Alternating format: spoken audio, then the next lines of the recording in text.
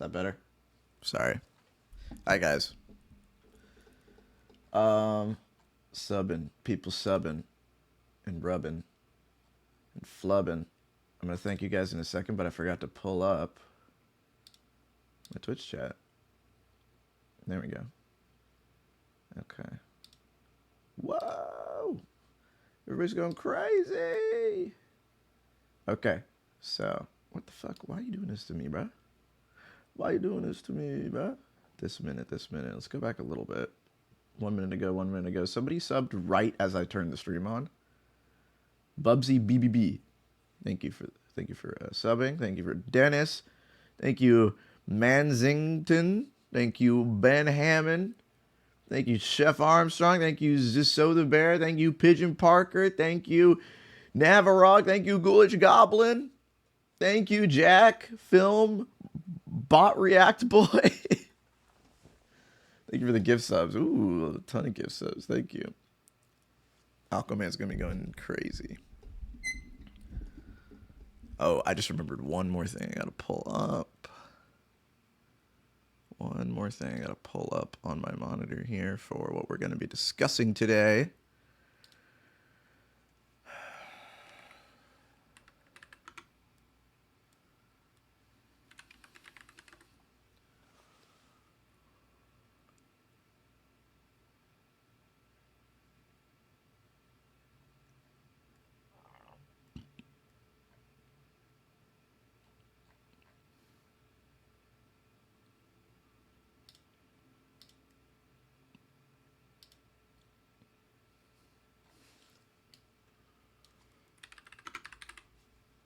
Give me 1 second, guys.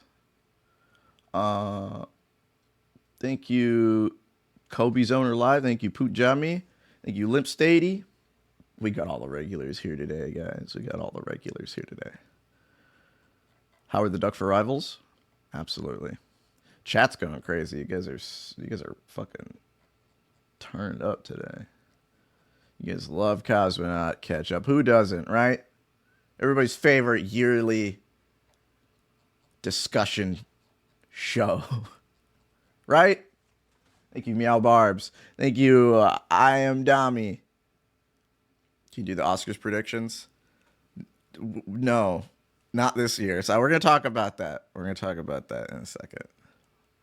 We are going to talk about that in a second.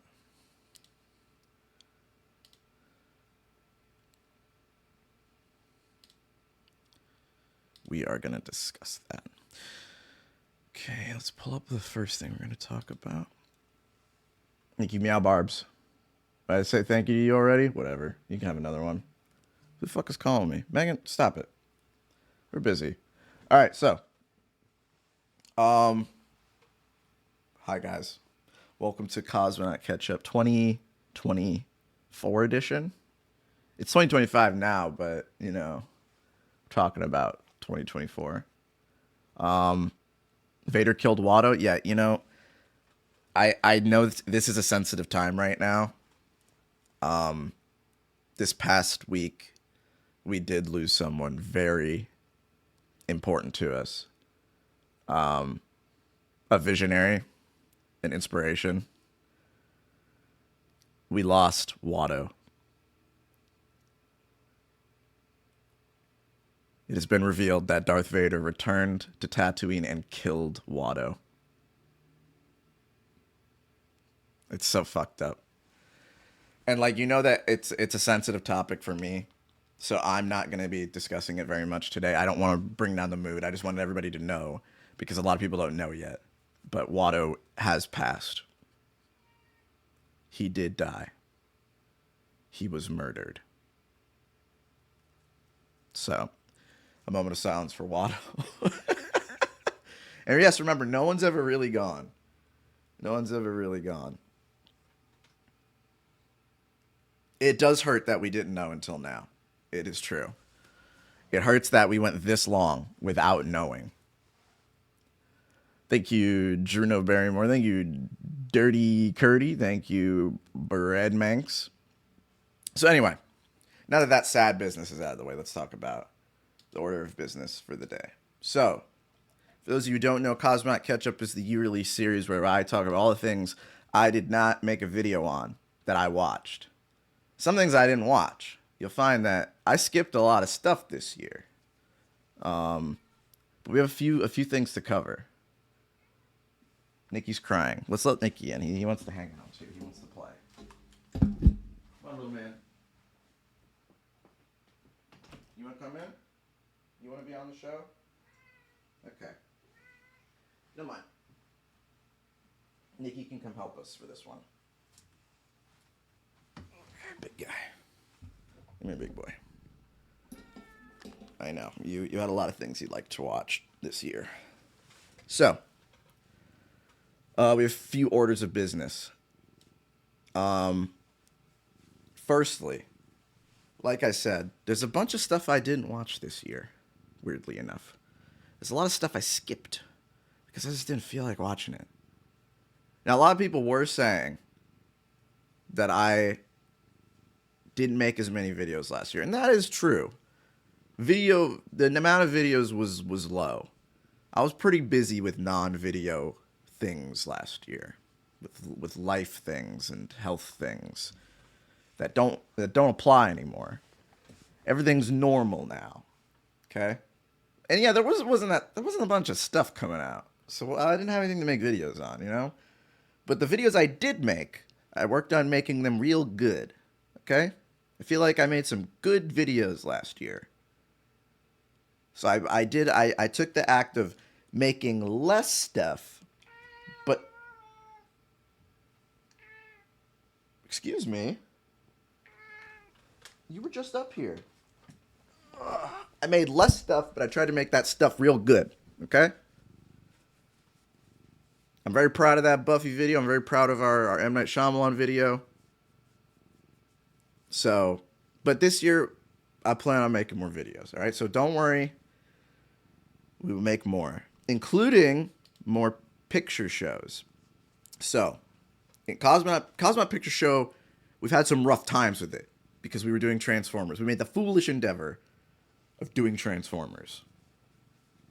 For those of you who do not know, Paramount is one of the strictest studios for some reason. They are fucking dickheads. All right? And they would just not let our videos go through. It was really annoying. So we're done. We're finished with Transformers. Okay? No more Transformers. We're not doing Rise of Beasts. I'm sorry. It's not like anybody was really asking for it anyway. You know? It's not like anybody really gave a fuck about Rise of the Beasts. We're skipping it. We're going to move on to other things. All right? I'm sorry. But it's just, we can't, I would rather just make more videos. Nikki, stop clawing the carpet. Dude, you are making a problem for me right now. Anyway. So yeah, we're done with that. We're going to go on. We're going to make more picture shows on things that aren't Paramount movies. Okay? We have a lot of things we want to do. We wanted to do Resident Evil. We want to do all the Resident Evil movies. We've already teased that plenty of times before. Pulling up another thing I forgot I wanted to talk about.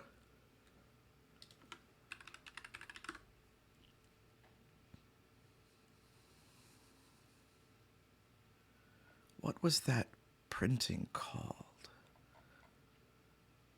Is this it?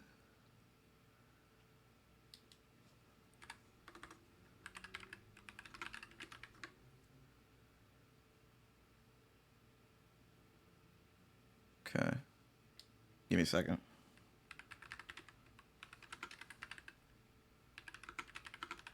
Only 24.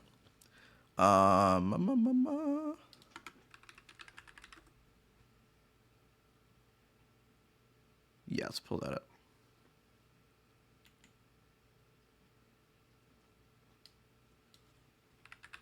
Anyway, sorry, I'm pulling up things on that we're going to talk about today. Things we're going to chat about. So, bam, bam, bam. Let me cover some of the subscriptions We got Manzington, Dirty Curdy. Yeah, we got you guys. And we have 10194514. Thank you for the gift sub. Thank you, Parish Leader. Thank you, Brigitte Francis. Thank you, Alex Demon. Thank you, Lukey Tommy. Okay, back on the discussion. So, more picture shows, more videos. I'm not going to be doing that much traveling this year, I don't think. I don't think I have any other video appearances that I know of. I might. Actually, I might have other video appearances on friends' channels, but for the most part, I'm staying put. I'm moving to a bigger house so we can make more shit. Okay? Making more videos this year. I have a few ideas that I want to do, but I don't want to make it, you know. I don't want to promise anything yet. Because whenever I say I'm going to make something, I end up not making it because, I don't know, it just happens that way. That's why I don't tell you guys what I'm making anymore. Because when I say it, I don't show up, you know? Also, I have a New Year's resolution this year. I have learned a new skill. I have been making music because I had a nightmare. Evil Martin Luther King be like, I had a nightmare. But I had a nightmare that I was making that I was making a video, right? Or well, no, I was looking at my YouTube channel. I had a dream that I was like looking at my analytics and stuff and like my monetization, and all my videos got demonetized because of the fucking Cuphead music that I always use, and from like all the licensed music that I've used over the years, right? Right. I had a dream that everything I ever made was demonetized because one day, you know, the license holders were like, no, and they cracked down on it, right? So I got scared, and I was like, you know what? I know how to play music to some degree. I'm not the greatest, but I have an idea of how to make music. So I'm gonna just do it, and I'll make my own beats for my videos. All right, I already made a few. It's slow going because it's kind of hard. You know, they don't tell you, but that shit's tough. So that's my personal goal. I already made one. I've actually made a few songs that I've put in videos. You guys just don't know it. I'll probably stick with the Marvel vs. Capcom music. It brings me comfort. You know, I don't think those are going anywhere. But we'll probably still use a few of the songs that I used. But I have put music. Yeah, I've made songs. I'm trying to think. What was one that I made? The beginning of the X-Men read guide, the X-Men comic guide. I made that song. That was kind of like where I was like, you know what? Maybe I'll do this later. And then last year I looked into it, and I got Ableton, and I messed around a little bit. I'm like, you know, this is really hard, and I'm kind of busy, so I'll do this later. And then I switched to FL Studio, and I found it was a lot better. Segment for the Batman. Everybody's saying, did I make that song? No, that was a creator song. On YouTube, there's a new feature where we have a library of songs that we can use, and I found that one, and it just seemed to fit. You know, the Marvel vs. Capcom music will stay. That is our brand. I agree, but like for background, sometimes I just don't have the vibe that I'm looking for. You know, so I'd just rather make it myself. So anyway, that's my personal goal for this year.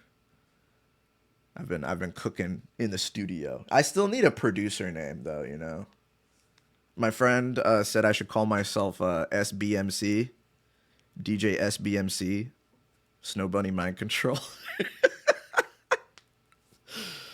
But I also had the thought that if I do make video music, right, I'll probably put them online for other creators to. I'll license them so no one else can like steal them and say that they made them. But I'll license them, and I will put them online so that other creators can just use them, and I'll never fucking come at you for it. You know, I don't care if I'm gonna use it. Like everybody else can use it. I don't really care.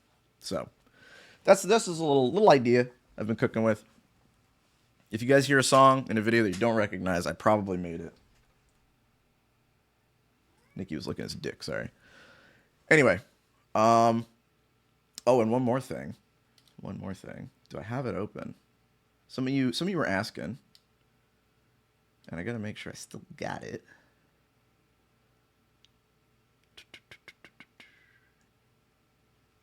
I don't think. Oh, here we go. No, wait, I don't have it. I don't have the picture, but the Kusoge fight night that we were planning, this the stream where we're gonna play bad fighting games. We're still doing that, but I will keep you guys posted. We got really busy near the end of the year last year, so we couldn't do it. But we're still doing that. We're still doing it. Okay, so don't worry, it's not going anywhere. And I'm gonna be doing more streams this year. Basically, I'm just gonna be making more stuff. Okay, we're doing more stuff. Was I not interested in the new slam? I was too busy to apply for the new slam. But it was also my thought that Sajam probably wanted new faces, you know? I didn't ask. I assumed that, I want to keep it fresh. Maybe the next one, though. Maybe the next one. I had a lot of fun doing it. It was a great time. Made a lot of new friends. Made a lot of new buddies. But, yeah, go watch the Sajam Slam. It's fun. It's a good time. Play fighting games. You know how it is. Thank you, Freddie Kubrick. Yeah, no, I just didn't. I was too busy. It was so close to this month that I could not finish my Shyamalan video and take part in the slam, and I had to prioritize doing that, so I didn't apply this year or this time, But I had fun with it. I'd do it again. Anyway, that seems like all the talking points. Oh, one more thing. People have said, Nikki, what are you doing, man? He's clawing up the carpet. He's pissed off. People said last year that I didn't go as in-depth on my Cosmonaut Quickie entries, or my Cosmonaut Catch-Up entries last year. That I kind of breezed past a lot of things, and they preferred the old way where I'd actually just make a big quickie, a big long quickie of a bunch of stuff. Personally, I like doing it this way because I can talk to you guys. Excuse me. And, I get to have a conversation with you guys directly about the things I like. And sometimes you guys bring up stuff I forgot about, because a lot of these things are things I watched in February last year and I forgot about them, You guys help me out. So I have written a list of talking points for each thing we're going to talk about in case, I'm going to beef it up. Okay? Because I like doing it live. Some people like the other way because they think I go more in depth and they want to hear me talk more about stuff. So we're going to have the best of both worlds. I wrote bullet points of things that I can talk about if I feel like we haven't discussed a thing enough yet. Okay? So, without further ado, let's talk about things that came out. Now, before we get to movies and shows and whatnot, I want to talk about things that I liked that weren't movies and shows. Okay? Things that I enjoyed that were not, things I would make videos on normally. Right? For video games, yeah, I like Street Fighter, but we're not going to talk about Street Fighter. You guys can go watch the Sajam Slam. I liked, but I did like Street Fighter. It was probably my most played video. Actually, on my Steam charts, Street Fighter 6 was my most played game by a long shot. Silent Hill 2, I did play Silent Hill 2 on Christmas. On Christmas, I took a break from making the Shyamalan video, and I just downloaded Silent Hill 2 Remake. I played it, and I loved it. It was great. It wasn't my favorite. I think I prefer Resident Evil remakes a little more, but I thought it was a really good time. I never beat Silent Hill 2, the original, when I was younger. I played it a little bit, and I was like, this game's clunky, and it sucks, and I don't like it. So I dropped it, but I really enjoyed it. I was going to stream it, but for those of you who don't know, I was dying of influenza while I was making, over Christmas. I was so sick. I was so sick. I was the sickest I've been in years. I've had a few times where I've been like, oh, I can't, the video's delayed because I got sick. And that's been like a minor cold. This was bad. This was really bad. And no, it wasn't COVID. I still have never gotten COVID. I think I'm immune to COVID at the cost of not being immune to influenza. So I was really fucking sick. I will tell you, editing the Shyamalan video while I was that sick really fucked with me. I was going crazy, guys. But anyway, I did like Silent Hill 2. It was fun. I don't have anything else to say about it, though. That's not, you know. Final Fantasy VII Rebirth. I did like that. You guys can go watch the VODs of that. Those are up.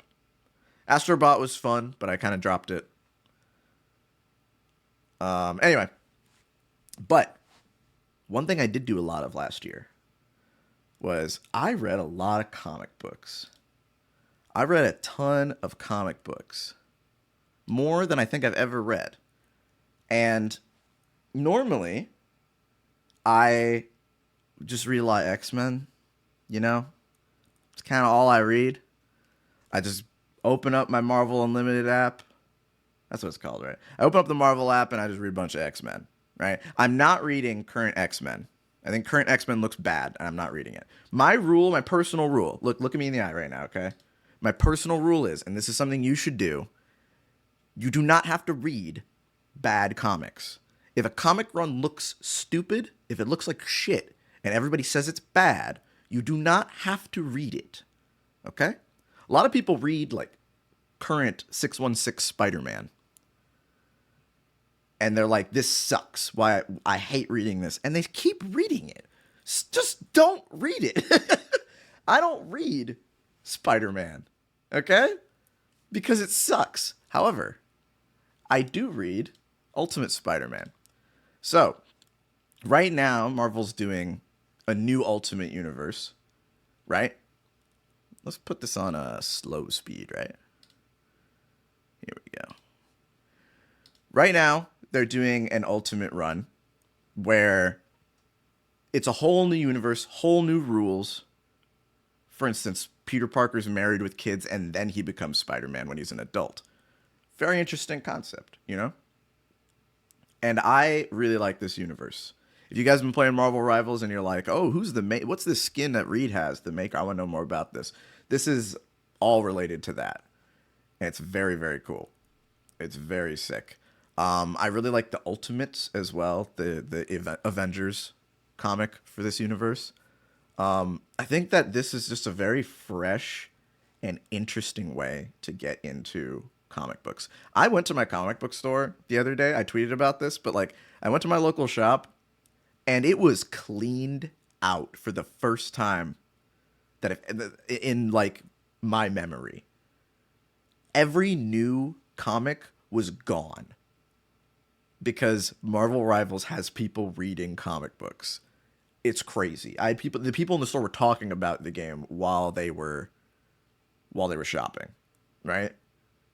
So if you guys are playing Marvel Rivals and you're like, I want to get into comic books, but it's really, really hard because it is. Let's not lie. Like there's people who are like, oh, it's not really that hard. No, it is. Shut the fuck up. Getting into comic books is hard. This many people would not be saying it if it wasn't true. Okay? But if you want to get into something new and cool and fresh, just read the Ultimate comics. Ultimates 1 from 2024. Read that one, not the other Ultimates. There's another one. Don't read that. It's not very good. But Ultimates 2024, Ultimate Spider-Man 2024, those are the two I've been reading. I recommend also reading Ultimate Invasion. That gives you kind of the framework for this universe, because this universe is very crazy. This universe is very weird. You got to read Ultimate Invasion to understand all of it.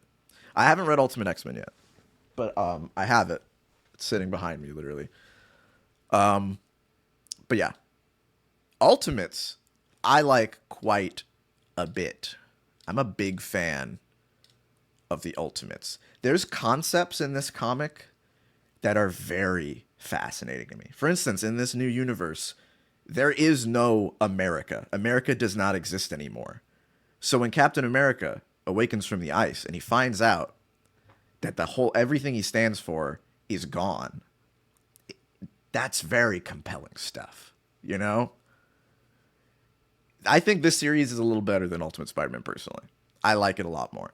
Ultimate Spider-Man is still very much a slow burn, but this series, this is like if you want action packed, if you want cool concepts, if you want things to think about, like the fact that Doctor Doom is on this team. Doctor Doom is part of the Avengers, and he's not, who you think he is, and his backstory is heartbreaking and fucked up. It's so good. Yeah, Ultimates 4 is very good. So yes, Ultimates 2024, highly recommend it. You do have to read Ultimate Invasion first, though, to get the full framework. They're going to just drop you straight in and be like, hey, by the way, if you don't know what happened in Ultimate Invasion, you're going to be really confused. Read Ultimate Invasion, then you can just jump straight into this. Personally, I think this is one of the best comics on being written right now. I don't like Ultimate Invasion. I will say I don't like Ultimate Invasion either. I think it's not. I don't like it. I think it's a bit mid. I think it's a bit much. But you do kind of have to read it. Oh yes, and Ultimate Universe #1. Yes, you got to read those to understand this stuff. But it's very good. I've been reading this. I think it's really good. But let's say you don't like Marvel, right? DC's doing the same thing. DC's doing the same thing. And I actually think it's better. I actually think it's a lot better. So DC conveniently is doing almost the exact same thing where they're doing the Absolute line, where they take Batman, Wonder Woman, Superman, give them new books, and they take away, there's a gimmick to it. They take away the thing that you associate them with. I say Batman, Wonder Woman, Superman? Right, I said that, right? I don't know what I'm fucking saying. So, for instance, for Batman, they take away his money. They take away his butler. He has nothing. But he's just a regular guy who's just a man of the streets. And he is still Batman somehow. And it's fucking sick. I will say, Absolute Batman #1, Scott Snyder, let me see the fucking comic book. Absolute Batman #1 is the single best issue of a comic I read all year. It is so fucking raw. And it's so meaty. It has so much content in it for just one issue. It is so good. If I recommend one single issue of a comic, read Absolute Batman #1 if you can get your hands on it. It's so fucking sick. Yeah, Batman's like thick and meaty. He's huge. It's so sick. Absolute Wonder Woman, I actually literally have on my stack of comics right behind me. I couldn't find #1 until 2 days ago. Okay, so I haven't read it, but it's also really cool. Fucking Wonder Woman has like a great sword, like Cloud Strife. I haven't read Superman yet either, but I've been reading Batman, and it's very good. Everybody I know has said great things about all three series. I highly recommend these as well. So, I've heard Superman is not as good as the other two, but I haven't heard anybody say anything bad about Superman. I've heard great things about Wonder Woman. Oh yeah, Wonder Woman's from hell. Like, she doesn't have her island of Amazons. Superman doesn't have his family that raised him. He lands and he's just on his fucking own. He's just by himself. So, they take away like the core like backstory concepts from the characters, and they show like these characters would still be the same even without the things that you think molded them. And it's very cool. It's very sick. I like the idea of Batman being a poor kid from Gotham because it really it fleshes out the character in such a unique way, you know? So, I recommend reading comics. You guys can just jump straight into these. You don't need to read anything else to get into them, and I think that's why I would recommend them. Especially with the DC comics. Like, you don't even need to read a mid world building comic to get into them. Just jump straight in. You know? Yeah, it is Black Mask. It's so fucking cool. Ultimate, Absolute Batman is so raw. So yeah, I recommend those. But let's talk about movies, right? Oh wait, no. Not yet. Because there was one more thing that I really have been enjoying this year. That's Marvel Rivals. These are compilations that someone has been making. Metastrophe. Definitely go give these a watch. They made edits of me and my friends playing this game, streaming it. Shout outs to Metastrophe. This game is so good, guys. I'm gonna be honest with you. I'm gonna be very candid with you guys right now. I was supposed to make the M. Night Shyamalan movie for November. Now, the Xander video got pushed because it took longer to make. But I still probably could have gotten it the Shyamalan video done in December, but I was playing so much Marvel Rivals. I couldn't stop. I couldn't stop. This game is so good. I have a thing where like I get sick of a game pretty quick and I move on to the next thing. I have not gotten sick of Marvel Rivals yet. And I only play Thor. I've gotten Lord on Thor already. I get MVP almost every game. I'm so fascinated by the fact that the characters, like, you can master the characters. I always felt like when I was playing Overwatch matches just felt like the same game every time you play, you know? I was playing Overwatch last year, like near the beginning of the year, and I was like, damn, this is like, I'm really just playing, I'm doing the same thing every match.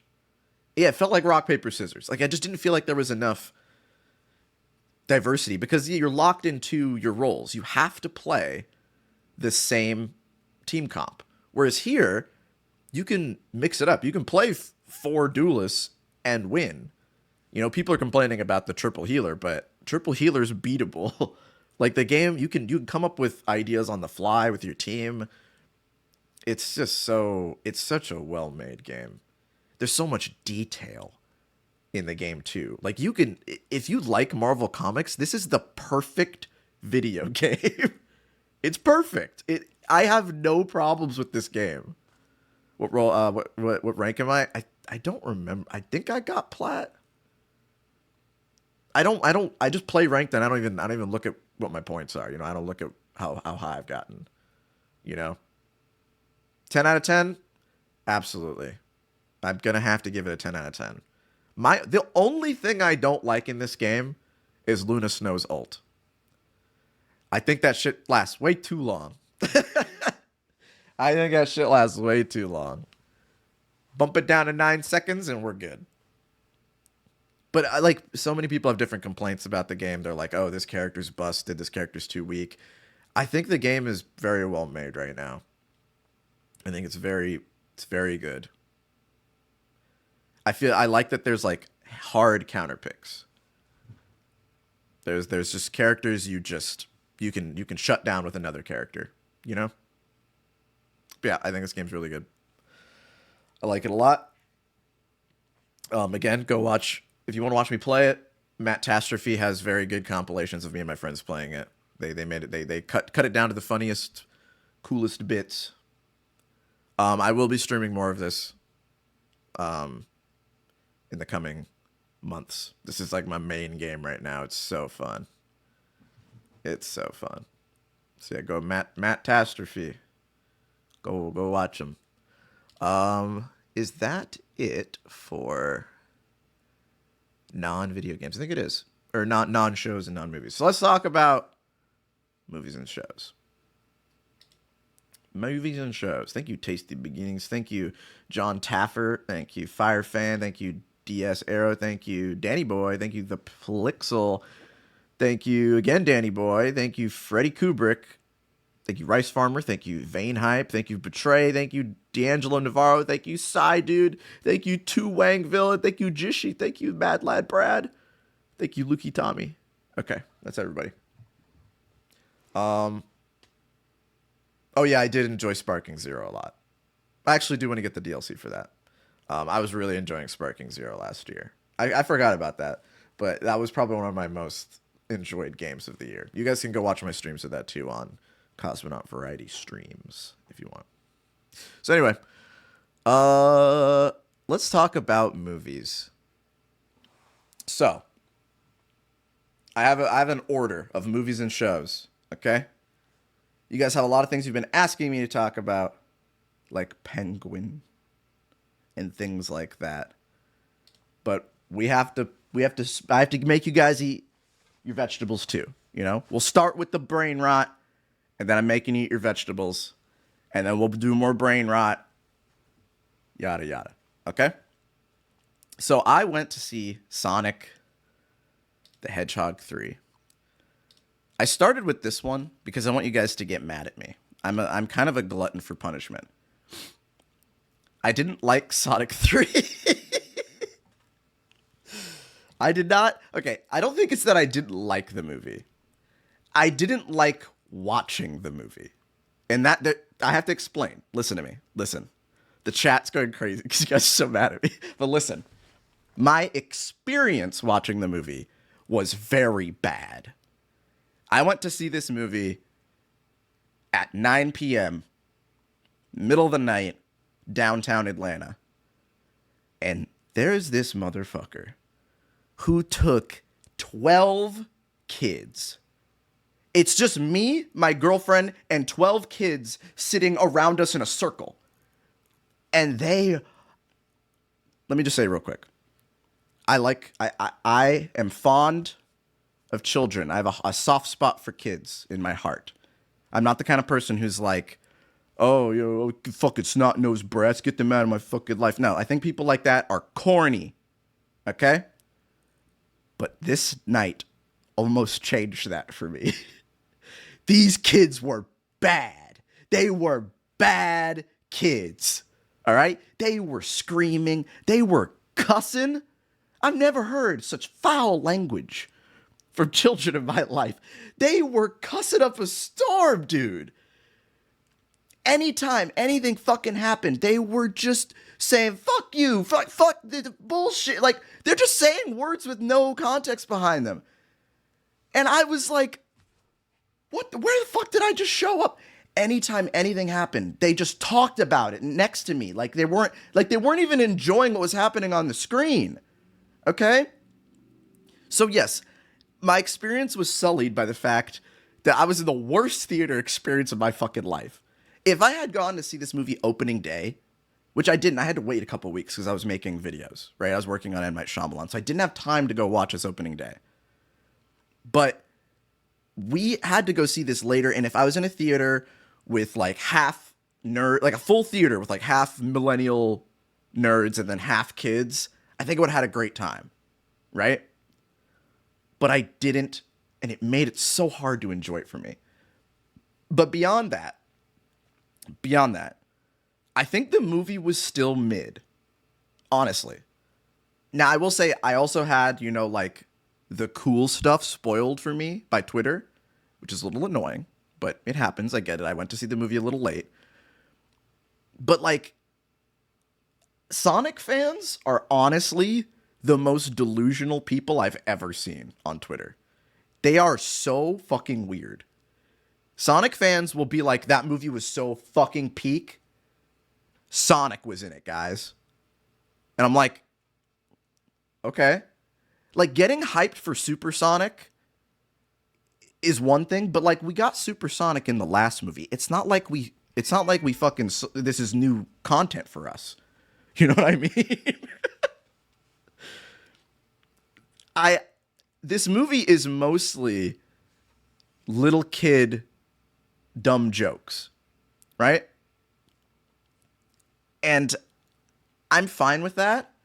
But like, when the human stuff isn't happening, when the Jim Carrey jerk off hour isn't happening, the movie's a lot better. And I think Jim Carrey is very fun in this movie. Honestly, he's still a highlight of these movies because you can tell they just turn on the camera and they say, do whatever you want, Jimmy. I like that. But I think that there's a disconnect between like the hype moments and the goofy Jim Carrey nonsense, right? Like, because people talk about a lot how there's a very cool scene between Sonic and Shadow near the end of the movie where they dap each other up and they transform. That shit is so fucking raw. But then they don't talk about the fact that it immediately cuts to Jim Carrey spanking himself. And I like the Jim Carrey spanking personally, but I think there is a disconnect in how the movie is paced, right? I think there's a big disconnect in how the movie is laid out to us, right? So personally, I would not have made the movie like this. I think that they should understand at this point that people really just want to see Sonic and his friends kicking ass and being cool, right? No, the movies don't have to be PG-13. The coolest parts of the movie are when Sonic is doing Sonic stuff. It's always been like that. It's been like that in every single one of these movies. Like, look at this. This is awesome. If I was a fucking kid, I would have loved this. But maybe I'm not the target audience anymore because I am no longer a Sonic fan. I grew out of that when I got into high school. Okay? I'm probably not the person to be complaining about this. You know what I mean? I just think there's a big disconnect in what this movie's trying to do. You know what I mean? People on Twitter were just hyping this movie up so much. They were like, guys, this movie is fucking serious. It's heartbreaking. It's moving. Like, they're talking about it like... Oh, sorry, buddy. Come here. Oh. They're talking about it like it's transformative filmmaking. It's just a Sonic movie, guys. It's a cool Sonic movie, but it's just a fucking Sonic the Hedgehog movie. Are you kidding me? They're talking about it like it's fucking Citizen Kane 2. So I'm sorry. It was fine. I didn't hate it. I wasn't in the movie with the frown on my face. Okay, I kind of was, actually. I was frowning a lot. There's this fucking scene, guys. There's this scene near the end of the movie, right, where Sonic and Shadow are talking to each other. I don't care. I don't care about fucking spoiling anything. All right, you don't need it. If you're worried about getting spoiled for Sonic the Hedgehog, I don't know what to tell you. All right, Sonic and Shadow fight, and then they stop fighting. All right, but anyway, they're sitting and they're talking and they're having a heart to heart with each other, right? And they're trying to like relate to each other and finally understand each other, right? And the music is tender, and the scene is quiet and it's contemplative. And then this kid in the back of the theater shouts, "Yo, this shit is gay!" And all the kids around me start laughing. They start cracking up, and I'm like, "Come on, man! Come on! I'm trying to like this fucking movie." I can't even engage with the film for 5 fucking minutes, dude. So, you know, the movie's fine. If you like Sonic the Hedgehog, like, this shit is cool, but this is not the whole movie, okay? It's not. And I think my problem is that this shit is so sick in this one. Like, the action in this one is so much better than the other 2 movies, but it's still being held down by the things that the studio thinks it needs to include to get the kids clapping like seals at the screen, you know? Anyway, that's my overly long Sonic rant for no reason. It was fine. Not for me, probably. But it was fine. I probably would have loved it if I saw it opening day. I'm not going to lie to you. Part of this is my bias. But yeah, the Dragon Ball fight scenes were so good. They were so sick. They were the coolest part of the movie, but there's only like 10 minutes of that total in the entire movie. You know what I mean? But anyway. That's enough brain rot. Let's talk about... We'll do Secret Level later. I don't have much to say about Secret Level, but I do have a lot to say about... Let's see. Yeah, let's hit this real quick. So, let's hit this real quick. Because this show's airing. And I don't want to talk about something that's not fully out yet. You know what I mean? So, a few years ago, I watched Severance. And it was the best show I've seen in years. One of the best shows I have ever watched in my life. And that's just season 1. And I haven't even started season 2. I watched like 5 minutes of it, and I'm like, I think I need to go back and rewatch season 1 because season 1 was what, like 3 years ago. It was forever ago now. I will not spoil anything. Don't worry. I'm not gonna spoil a damn thing because I know a lot of people are hearing about the hype of season 2. They're hearing about people being like, "This show's amazing, gotta watch it," and they're like, "Well, I didn't have Apple TV 3 years ago, so I haven't seen it yet." This show is fantastic. The visuals alone should be selling you. Look how well this shit is shot. And this is just a fucking trailer. When the way they do the rack focus thing when they transition between their two selves is so clever. Can you believe Ben Stiller makes this fucking show? Like, are you kidding me? It's crazy. Azali, is that what they call it? I don't know. I don't make movies. The colors, I was watching season 1 again with my girlfriend, and I was just noticing how the shot composition can tell you. Like, look at this fucking shot. If you watch the show, you understand the significance of this shot. How only half of this man's life exists right now. The other half is darkness to him. He's stuck in this little box, and that is all he experiences. That is... Are you kidding me? It's genius. That's not spoilers. Listen, you learn this stuff in the first 5 minutes of the show, all right? But like if you rewatch this show with all of this knowledge in your head, you will see these amazing details, right? But even outside of that, I think this show has like some of the most interesting character writing.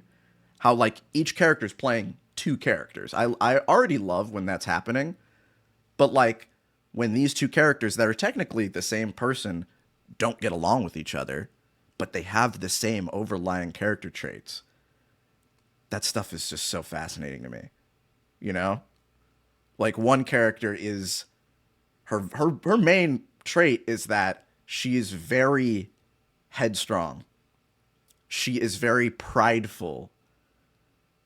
And she butts heads with herself.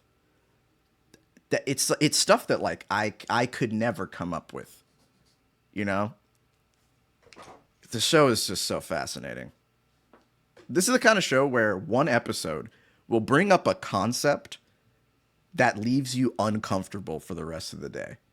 It will make you upset and you'll think about it for a long time. So many weird moral conundrums that you just have to sit and think about. You have to sit and be like, my cats are being so fucking bad right now. I'll be right back. What are you doing? Oh my god, you just knocked everything over. Get out of here, guys.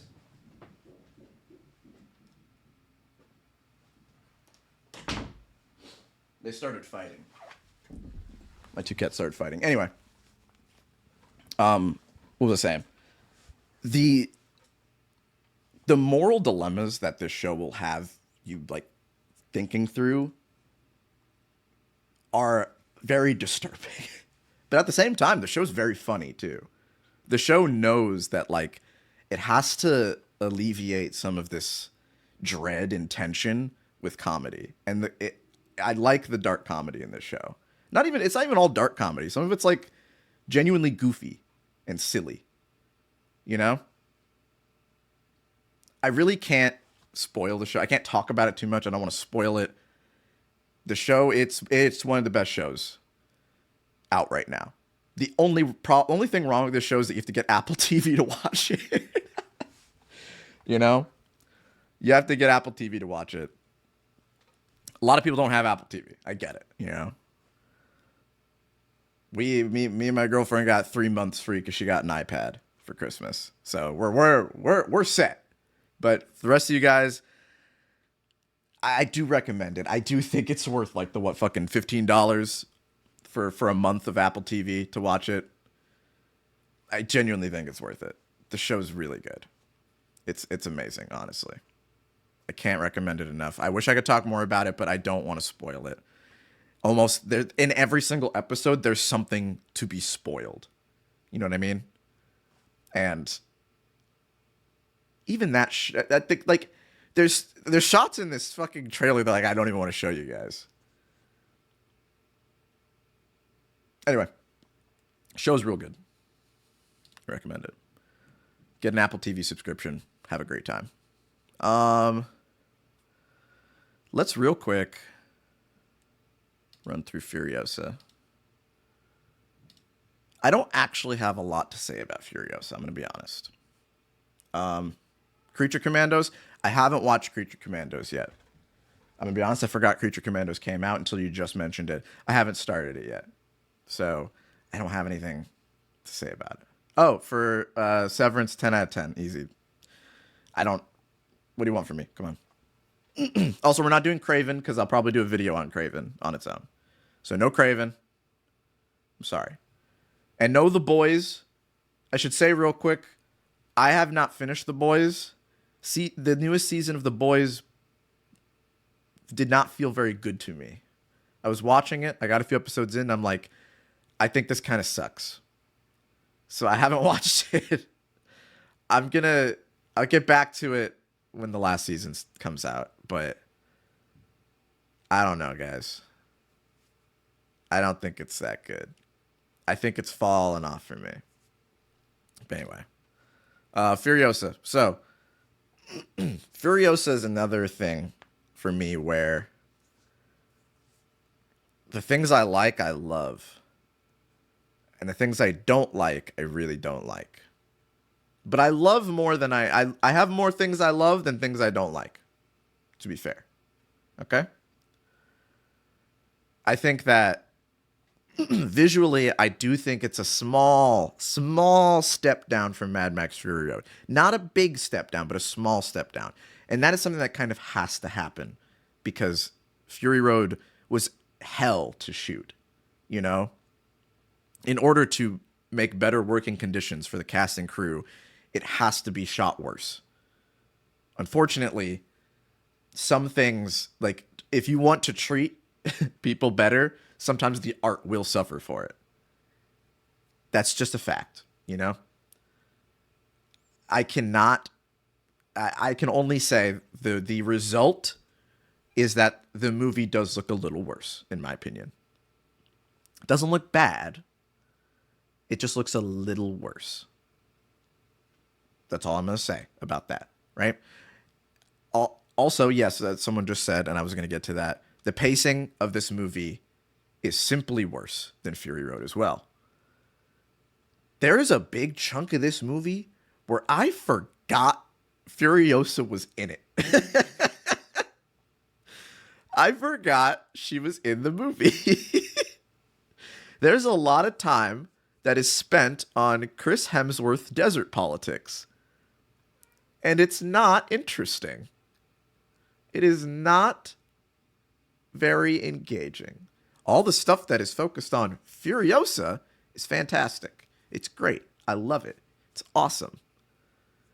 All the other stuff, not my favorite.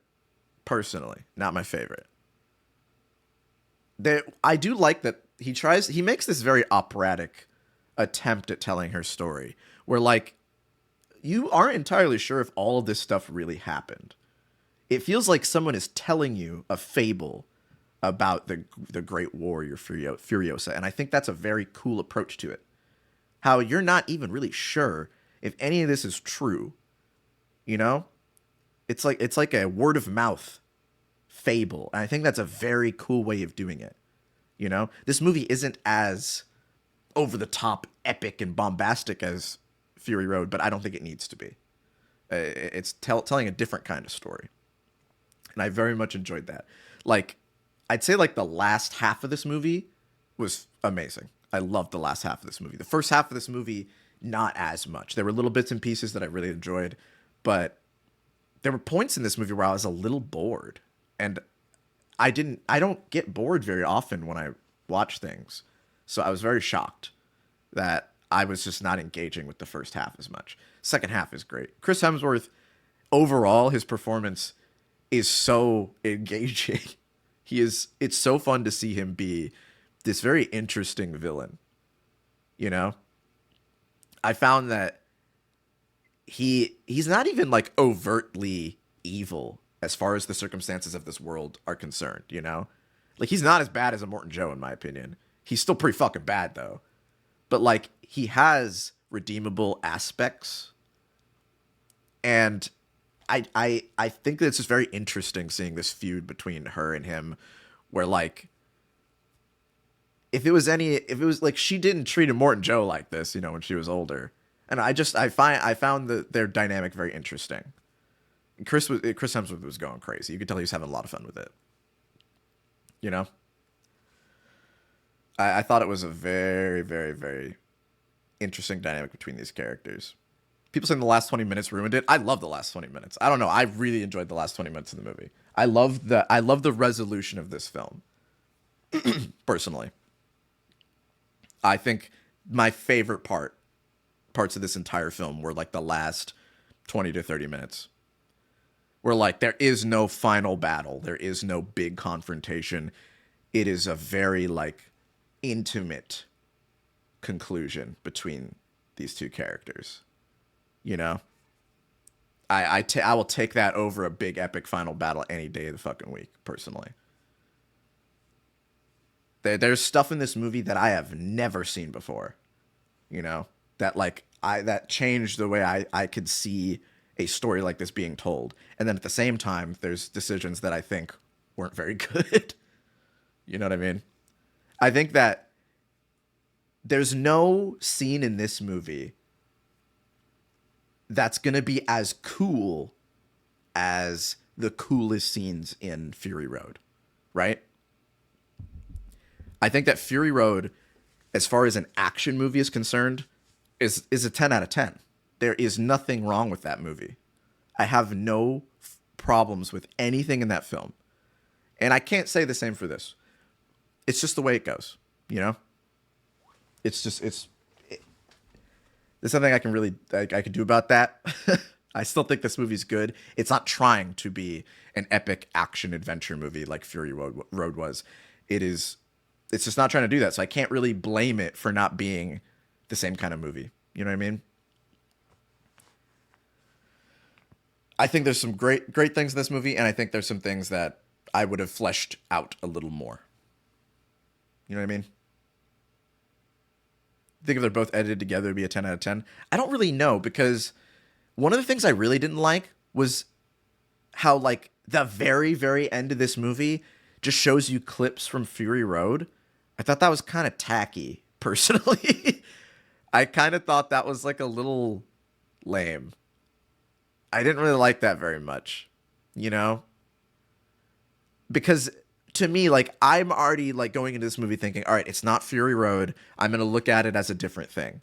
And that helped me enjoy it. But then when the movie ends and it reminds you, hey, remember this really, really good 10 out of 10 movie? I'm like, well, now I do.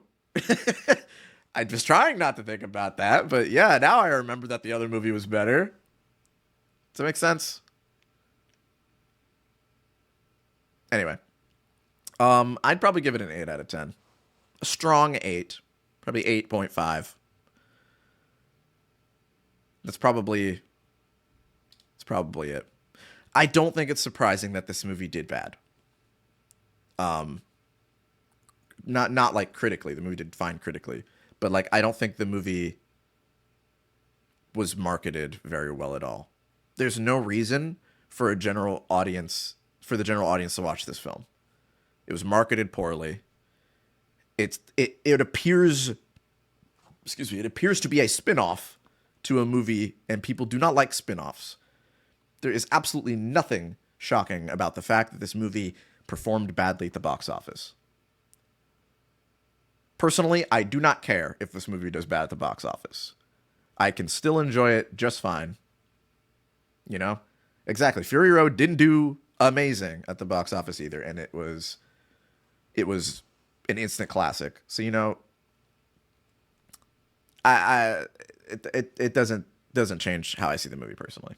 So that is all I gotta say about that. Let's see what else we can talk about. We did Severance. Let's just do a quickie on Secret Level. I thought the show fucking sucked. This is gonna be real quick.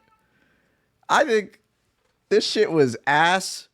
I think this shit was poop from a butt. This show's not good. I think this show is horrible. I don't even have much to say about it.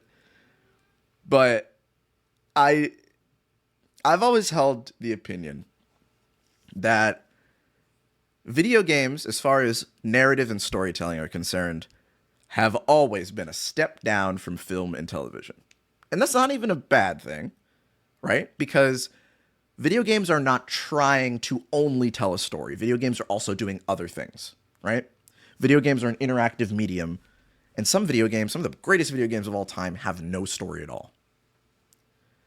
I think that the best video game story I have ever experienced is still 10 steps below the best film narrative I've ever experienced. You can disagree, but that is how I've always felt. And Red Dead 2, I'm sorry, but the best movie I've ever seen, dog walks Red Dead Redemption 2 story. I'm sorry. It's just the truth. I think that it's not a contest. And again, I don't think that's a bad thing, because video games like Red Dead Redemption 2, there's things that Red Dead Redemption 2 does that a movie cannot do. Interactive moments where you are controlling a character and a song will kick in that is poignant and effective and makes you feel something even deeper than if you had heard a song in a movie, right? It's doing something completely different. So comparing the two is not fair for me. I understand that. I'm not saying that video games are worse than movies. That's a stupid thing to say, because they're not the same. They're not trying to do the same thing.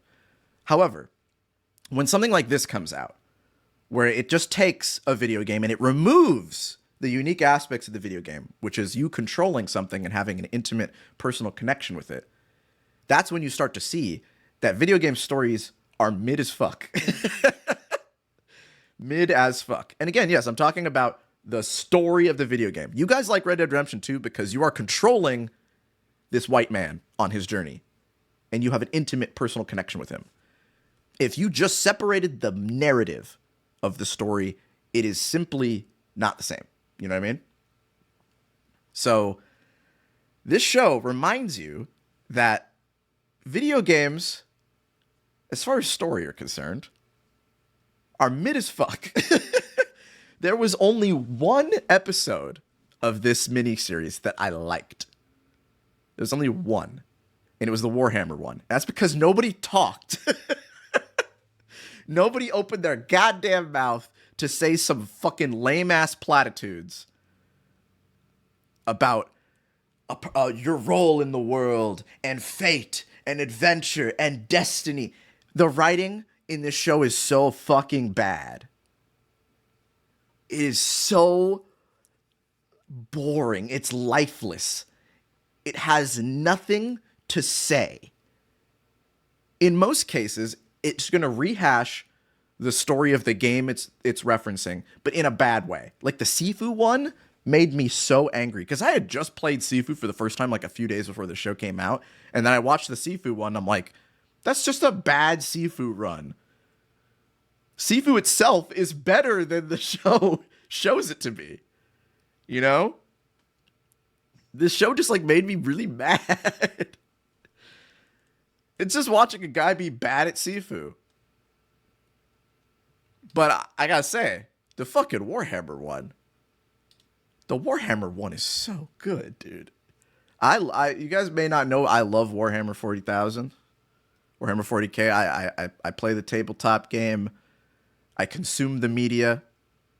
I'm not talking about it in this video, but I think Space Marine 2 is a great game. It was one of my favorites of the year. I don't have anything to say about it because it's just you're just smashing aliens and demons. But this shit rocks, because this is the whole episode. Dudes rocking. All right? This shit was amazing. And it made me even more mad at the rest of the show because it never got this good again. Never got this good for the rest of the show. I wasted my time watching this fucking show. It was so boring. I do not recommend it. Unfortunately, they are making a second season. I will probably watch it, and I'll probably say it sucks then too. The Pac-Man one, I will say the Pac-Man one was creative. It was interesting because it tried to do something a little different with the source material, because obviously, you know, that was kind of the gimmick. Is that like, oh, let's take something like Pac-Man and make it like creepy and freaky. But it had nothing to say. It was style over substance for me. What was the theme of the Pac-Man short? There isn't one. What was it trying to tell you? Nothing. It was literally trying to tell you nothing. It was just trying to show you cool stuff. So I don't recommend this show. It was not good. The fucking D&D episode. Oh my god, the D&D episode was so boring. The D&D episode made me like ashamed to like D&D. Score literally a 1. Literally a 1 out of 10. I'm so sorry. But I regretted watching it. I wished I had spent my afternoon doing something else. Now I will say the Warhammer one, I rank separately. The Warhammer episode is like an 8. I think the Warhammer one was fucking awesome. The Warhammer one's only an 8 because I wish I just could have a show of that, you know? So I do not recommend this show. It was very bad. We did that already. All right, let's make you guys take your you guys gotta take your vitamins. You guys gotta eat your broccoli for a second. No superhero bullshit, all right? So this year for Cosmonaut Ketchup, we are not talking about Oscars, because I think the Oscar nominations are some of the worst I've ever seen. I think the Oscars are kind of bad this year.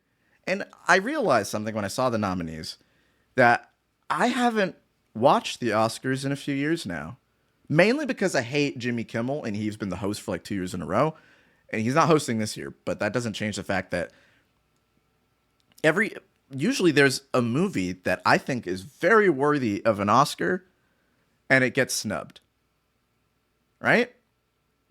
Like, for instance, Nosferatu, a movie that I'm not really going to discuss in this catch-up because I don't really have a lot of thoughts on Nosferatu. I personally thought it was just kind of okay.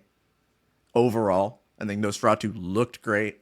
Performances were mostly amazing. I'm looking at you, Kick-Ass. Aaron Taylor Johnson dragged that movie down really hard.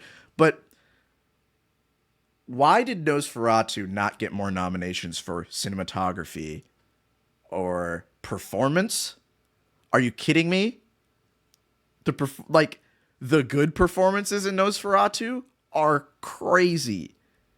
Even just Count Orlok on his own. It did get cinematography? Oh, my bad. I didn't know that. I didn't know that. That's good then. I'm okay with that. But like, Lily Rose Depp is nuts in that movie, but she won't get a nomination because she makes creepy demon face, and the Academy thinks that scary means no good. That's just stupid. I think it's dumb, and it makes me mad. But this is nominated for Best Picture, and I think it deserves it because I'd say this is my second favorite movie of the year.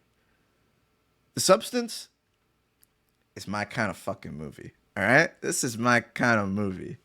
This movie is deliciously disgusting. This movie looks amazing. Look at the fucking color. I think actually every single shot of this movie, I was like, that looks amazing, or how the fuck did they do that? There's a scene with the fucking mirror when they first look at this. Oh my, look, this is one of my favorites. They have this fucking long ass tunnel to simulate the shower. It's this movie looks fantastic. In my opinion, probably the best looking movie of the year. My favorite movie of the year is second best looking movie of the year, but this movie looks fantastic. Yes, the director, might be a piece of shit, but I'm not here to talk about her. I love how wet this movie is also. This is a soggy, slimy movie. This movie makes you feel disgusting watching it, and that's on purpose. It's almost an exploitation movie in a lot of ways, you know? Let's pull up another trailer here. This movie just kind of feels gross to watch. I know we did Severance already. Where's the featurette? Here we go. We'll put the featurette up. Let's do that. That should be good enough. Yeah, I like how wet this movie is. I like how tactile it is. You can feel the sensation that the movie wants you to feel just by looking at it. I cannot put into words how good I felt watching this movie because of how bad the movie makes you feel. Does that make sense? The whole time I'm like, oh, this is gross. I love it. I'm so happy watching this. And the thing is, I like that the movie just doesn't stop. There's a certain point in the movie where you're like, I think it's over. I think we're ending and then we're going to wrap up soon, right? And then it doesn't. This movie grabs you by the throat and it says, I'm not fucking done yet. All right? I'm about to make you pog the fuck out at the screen. The movie does go full tilt. It goes full throttle. It fucking just drives straight off of a cliff in the best way possible. It is very on the nose too. It is not hard to know what this movie is about. It is very obvious what the movie's about. But I think that with this I think when you go very obvious and you have no subtext at all, you're like, this movie is about unrealistic beauty standards. This movie is about misogyny. Those are very easy things to talk about in a film. So the movie just fucking, it doesn't care about hiding it. I love the way this movie is presented. Thought the ending was a little too much. I like that. I think that the rest of the movie is too much already, you know? Exactly. It is the most unpretentious way to present this information. This movie is just angry. It is such a pissed off film. You can feel how mad the movie is at the world. And I think that that's amazing. The movie's already so over the top to the point where by the time the movie ends, you really legitimately feel like they could not have gone harder. You know what I mean? You will not end this movie being like, oh, I wish they did a little more with it. You will not feel that way. If you feel that way, I don't know what to tell you. What the fuck else could they have done? You know what I mean? But yeah, this movie's great. Production design is amazing. The props, the costuming and the makeup effects. I can't even show you some of the stuff in this movie without getting the video. Oh, well, there you go. Right there. I can't show you some of this shit without the video getting taken down. You know what I mean? Don't watch this movie with your parents and don't eat while you're watching it. Okay? That's the only thing I can say. Film's amazing. My second favorite movie of the year. Just because, like, I can't waste time talking about the themes and, you know, like the same way I can talk about this, Severance, you know? It's worthless. You will know you can't watch this movie and not know what it's trying to tell you. And I like that. I like that it's just, it grabs you by the throat, delivers this message to you forcefully, and then it's over. You know? Did I talk about Amelia Perez? I haven't seen it, but I did see that one scene of one of the songs where they're like, penis, vagina. And I was like, wow, I am not watching that shit. And that is where I tapped out. For me, as far as the nominees go, this is what I would give Film of the Year. What's my first? We'll get to that later. We still got more broccoli. We still got more broccoli to feed you guys. But right now, Substance gets a 10 out of 10. Easy. Easiest 10 out of 10 of my fucking life. This movie's great. Loved it. Thought it was awesome. I also didn't watch Anora. I'm sorry, I didn't get to watch Anora yet. I think I would like Anora, but I haven't gotten to watch it yet. Anyway, that's a little bit of broccoli. Let's put some cheese on the broccoli. Let's talk about something you guys would want me to talk about. Let's hit Arcane. So, more hot takes are coming, guys. I watched Arcane. Oh shit, the music's on. I watched Arcane season 2. Now, I've been on record saying that I think Arcane season 1 was fantastic. I thought it was great. I thought it was awesome. I thought it was fucking sick. I thought it was basically flawless. Basically. I do not feel the same way about Arcane Season 2. I think Arcane Season 2 is unfortunately mid. And I say mid in like a very soft way. I'm not saying... A lot of people say mid and they mean bad. I don't think it was bad. The good stuff in Arcane Season 2 is still very good. But the bad stuff is atrocious. It is almost as if they are two different shows. Excuse me. I am shocked at how bad some of the writing is in this show. And it's interesting because I was talking with my friends about this show when the episodes were airing. After Act 2, I was like, guys, this show cannot fix itself with a few more episodes. It is not possible, officially. They simply did not have the time to fix this show with how many episodes were left. Each act feels like a different story, but in a bad way.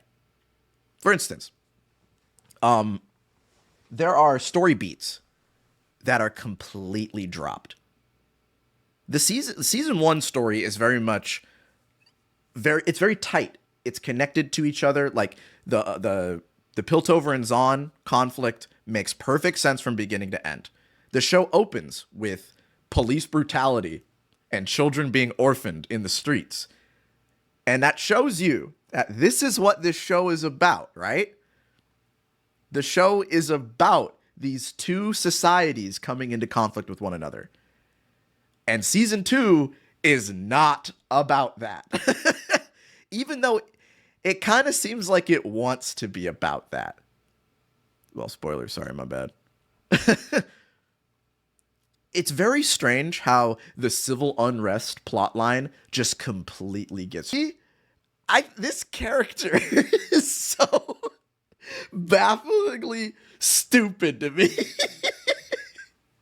A character that only exists so they can almost don't even get talked about. I, for a while, thought that the little blue baby was a figment of Jinx's imagination because no other character acknowledges the child's existence other than the werewolf and the mentally ill AD carry.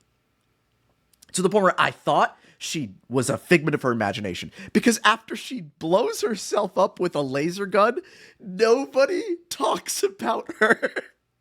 None of the other characters ever say, hey, Jinx, who's this little kid that's hanging out with you? No one ever says that. Vi never says, hey, Jinx, I haven't seen you in a while. Who the fuck is this kid? They skip, and that's the way the writing of the whole show works. They skip over so many details. And they fill it in with music videos. Look, I'm just playing a music video playlist right now. This character is... I cannot fathom how you would write a character this badly. This character had so much to do in season 1. She's not even in League of Legends, by the way.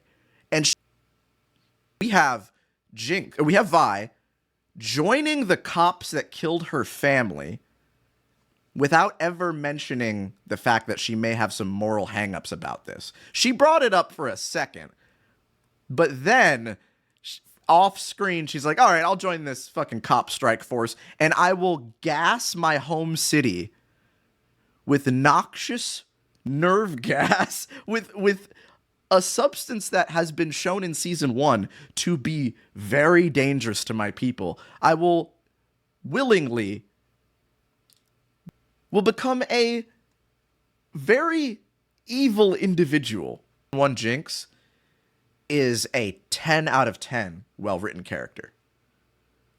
I love the concept of a character that is fine.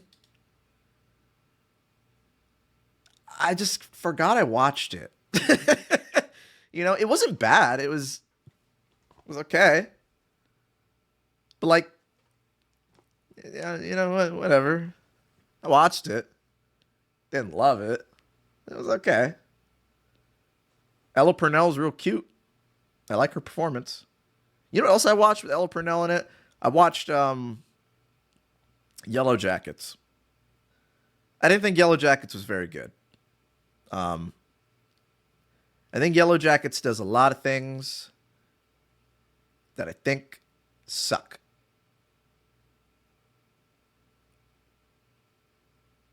I think Yellow Jackets is kind of just like... watching Yellow Jackets is like reading a YA novel. You know? And I still watched the whole show. I watched both seasons. I don't know why I did that. Anyway. So all of our... people are asking, all of Arcane does not get a 5 or a 6. Just season 2. Season 1 is still a 9.5 for me. And that half point is only shaved off because I think the music video scenes and the fucking animated Imagine Dragons is kind of stupid. Pulls me out of the experience a little bit. You know? Yeah, I think the adult half of Yellow Jackets is really bad. The survival half is much better, but sloppy show. Very sloppy show. You could tell they do not know what the fuck they're doing with that storyline. They're writing it as they go along. Dawn to Dawn, I like. I don't have anything to say about Dawn to Dawn. It's a good anime. You know, we'll talk about Dawn to Dawn for a little bit. We'll talk about Dawn to Dawn for like a second. A lot of people have asked for it, and I don't cover anime very much. We'll talk about it briefly. Let's pull up Dawn to Dawn here.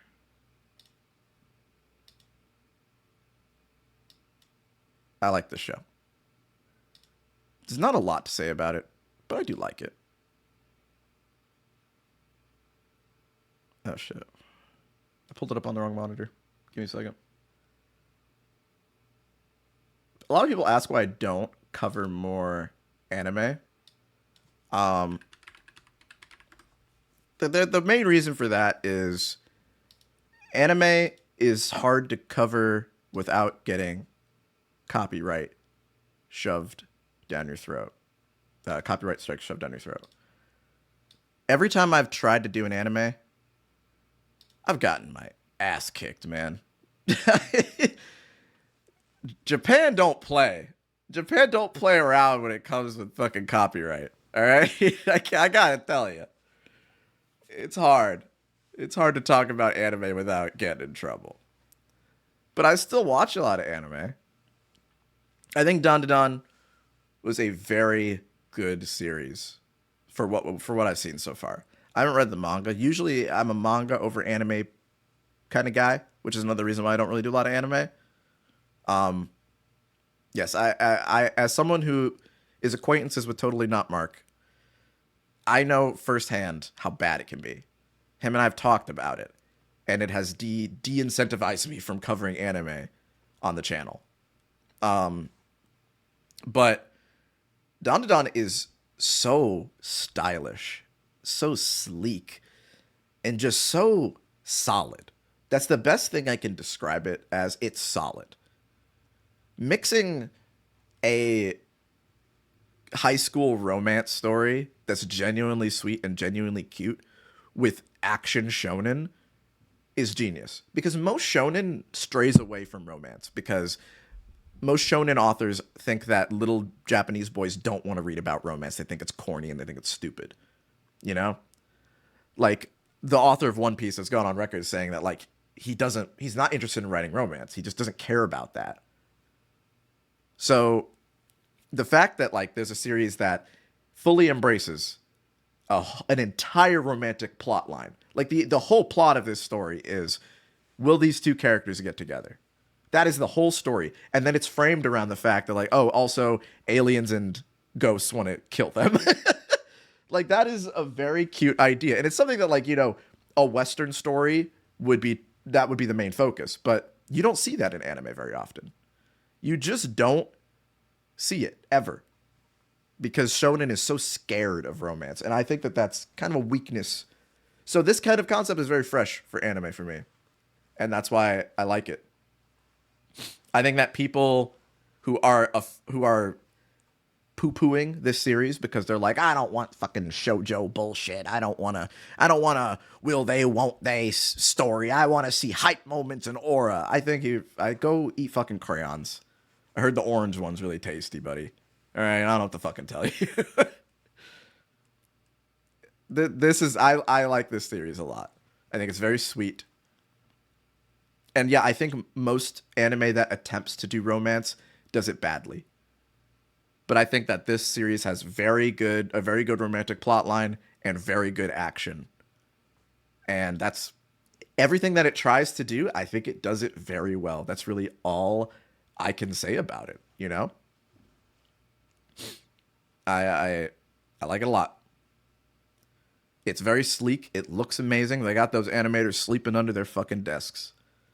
But goddamn, they can put together some cool sequences. So yeah, I'd give it a 9 out of 10. The thing about it, the reason I wouldn't like bump it to a 10 is the fact that like it's almost like too good. Like I never got excited to watch the newest episode every week. Cause like in my mind, I'm like, all right, time to go watch Peak, I guess. You know, I don't know how to explain it, but like me and my girlfriend would be like, oh, let's just put on the Dandadan episode because, you know, we know we're gonna love it. And then we watch it and we're like, yep, I loved it, just like I expected to. Is it possible that it has too much sauce? Maybe. I don't know. It has so much sauce that I didn't get excited about watching it. You know? I can't explain that. It's a very strange sensation. And that's how I feel about a lot of anime. Where I'm like, anime has gotten so fucking good that I'm not excited to watch it. Yeah, it never leaves you wanting more because every episode, my belly was full. I had a full meal. You know what I mean? It's a strange complaint to have that it's too good. And that's how I feel about JJK as well. I finally did watch the Shibuya arc of JJK. I finally did get around to watching it. I read it, which is why I wasn't excited about watching it. I'll talk about a little JJK.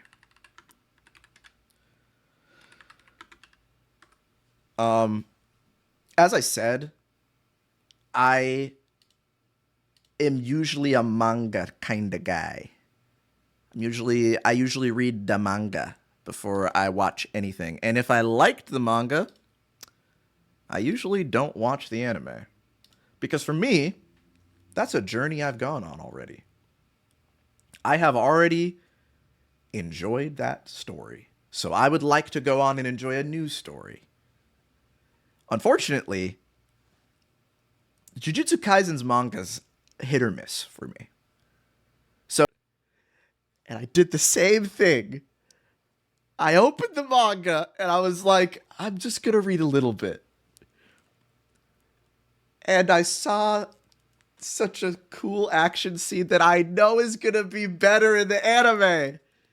That shit with Maki, I was like, no, I should have waited. Because now the show's going to come out. I'm so mad. I played myself again. I'll never learn my lesson.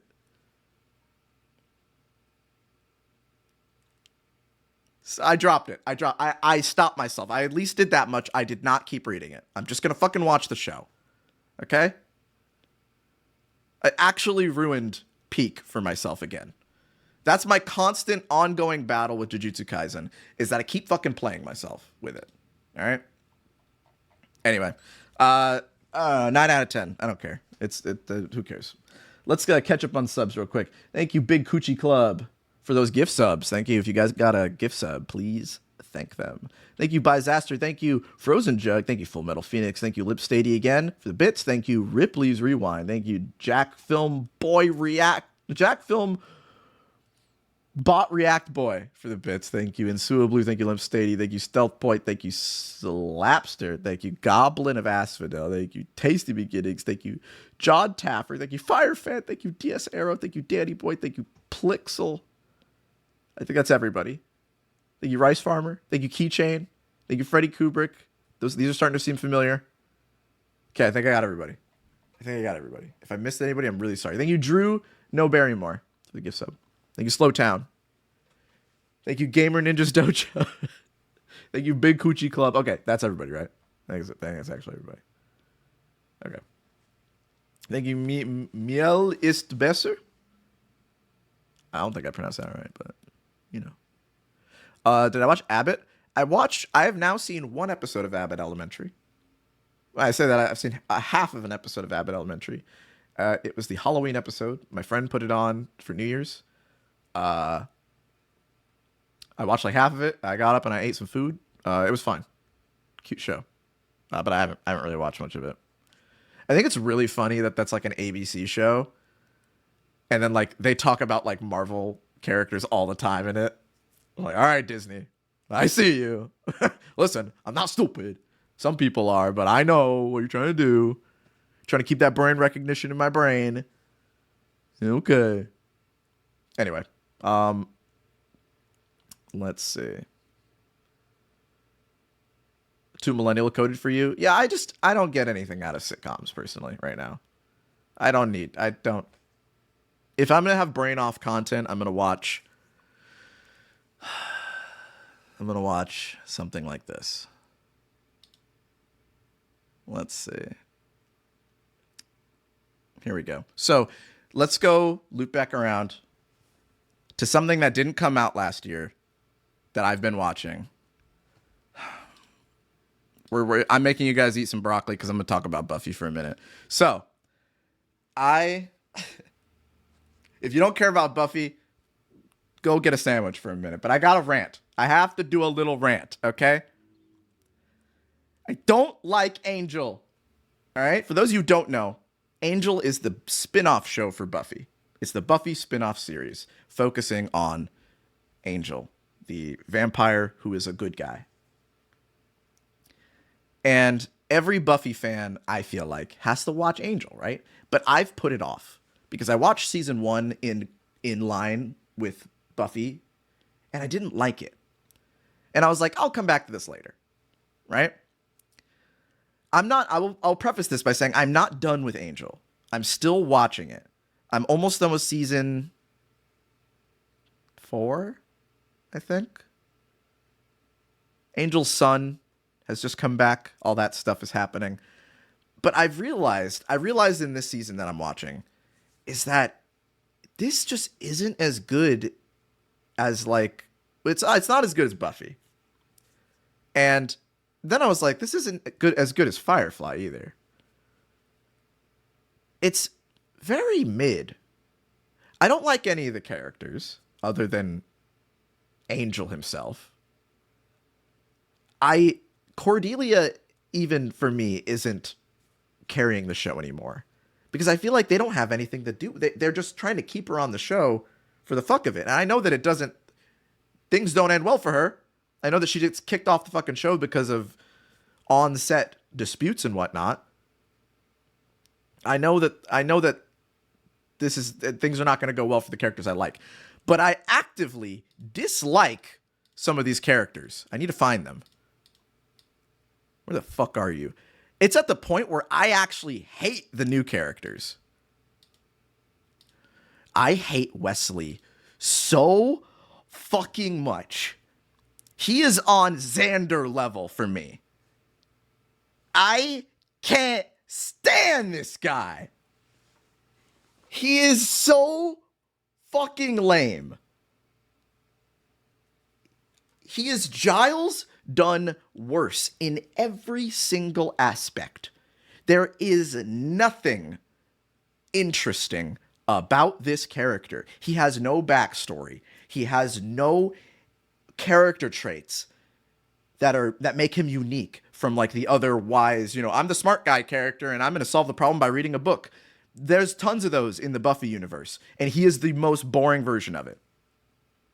He is just boring Giles. It's shocking to me that he is still around. Also, Gunn. I am shocked that I don't like Gunn. Cordelia, my beloved, I'll never hate you. They'll never make me hate you. But goddamn, they need to give you something to fucking do. Where's Gunn? Is he not? I don't think he's in this opening. I think he's in the later openings. Where is my boy at? I thought I would like having a black character in Buffy, or in the Buffyverse. This guy's written by white people, so I can't even enjoy him. There's one of the first lines he has, or one of the first episodes he's in, he has a line that made me stand up and walk away from the television, where he says, almost verbatim, "I stopped watching movies when Denzel got snubbed at the Oscars." I had to stand up and walk away. I legitimately turned the TV off and I went to go eat lunch. And he is written like that all the time. I cannot stand this guy. He honestly feels like they just added him because they're like, well, we gotta add a black character to one of these shows, right? I mean, come on. Man, I can't stand this show. The plot lines are like really not interesting to me. I like the fact that Buffy, like the overarching plot, is usually pretty engaging, so that when it comes back to the overarching plot, when it's like, oh, what's the demon monster doing now? How does this relate to everything that's going on? It's usually pretty engaging. Here, I do not care about Wolfram and Hart. Like the whole overarching plot of this show is that where Angel lives in LA, there's a big evil Tesla company, like a big evil businessman company, and they're run by demons. And it's like trying to do something about a little social commentary about how capitalism works, but it's not doing it very well. It's just not good. I'm sorry. The show is it's just mid Buffy. I don't like it. I do not like it. I'm gonna keep watching it because I'm a fucking Buffy shill, and I have to at least see everything to have a fucking opinion on it. And maybe for the next Buffy yearly video, I will cover why I don't like it. I don't like Connor either. I've just got to Connor, and I so far don't like him. Anyway, you guys can come back from eating lunch. I'm done talking about Angel. Let's move on to something that actually came out this year. Let's rant a little bit more. I feel like most of this year's Cosmonaut catch-up is going to be ranting. Yeah, let's do this. Let's hit this one. So, one of the most miserable experiences I've had in a movie theater this year was when I was watching Alien Romulus.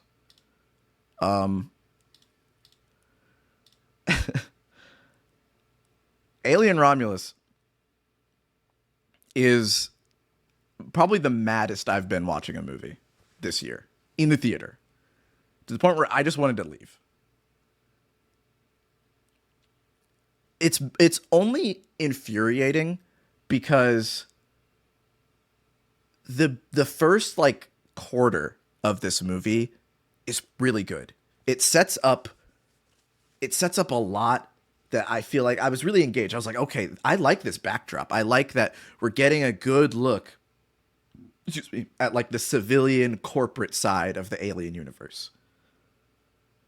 I really enjoyed that. I thought it was very engaging, and I was like, okay, I'm excited to see where this goes. And then almost immediately it nosedives into being a fucking member berries shot almost scene for scene bog standard alien movie where it just wants you to remember the other alien movies.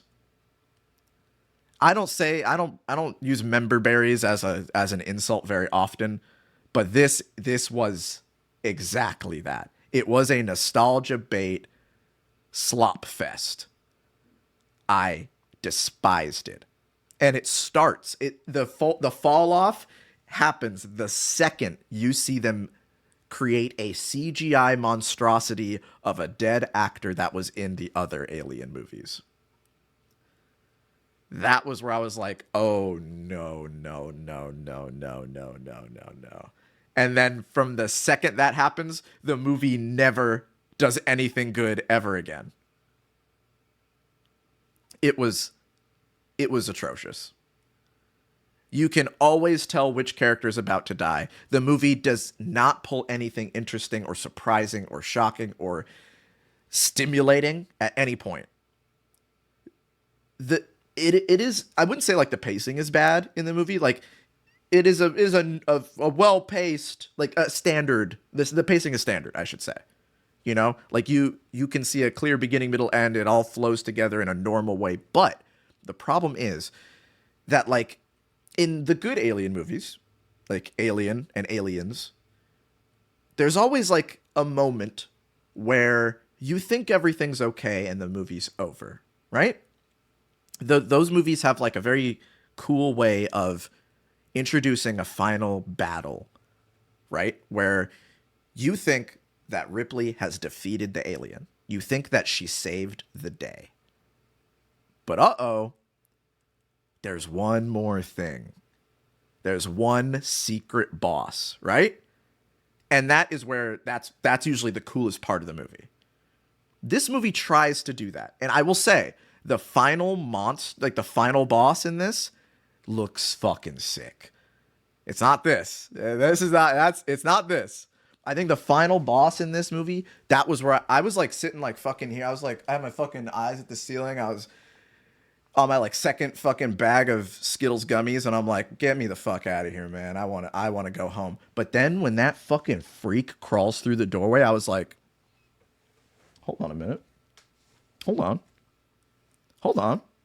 I was like, I'm back. I'm back for a second. But that was it. That was the only time, and that was the last like 10 minutes of the movie. Right?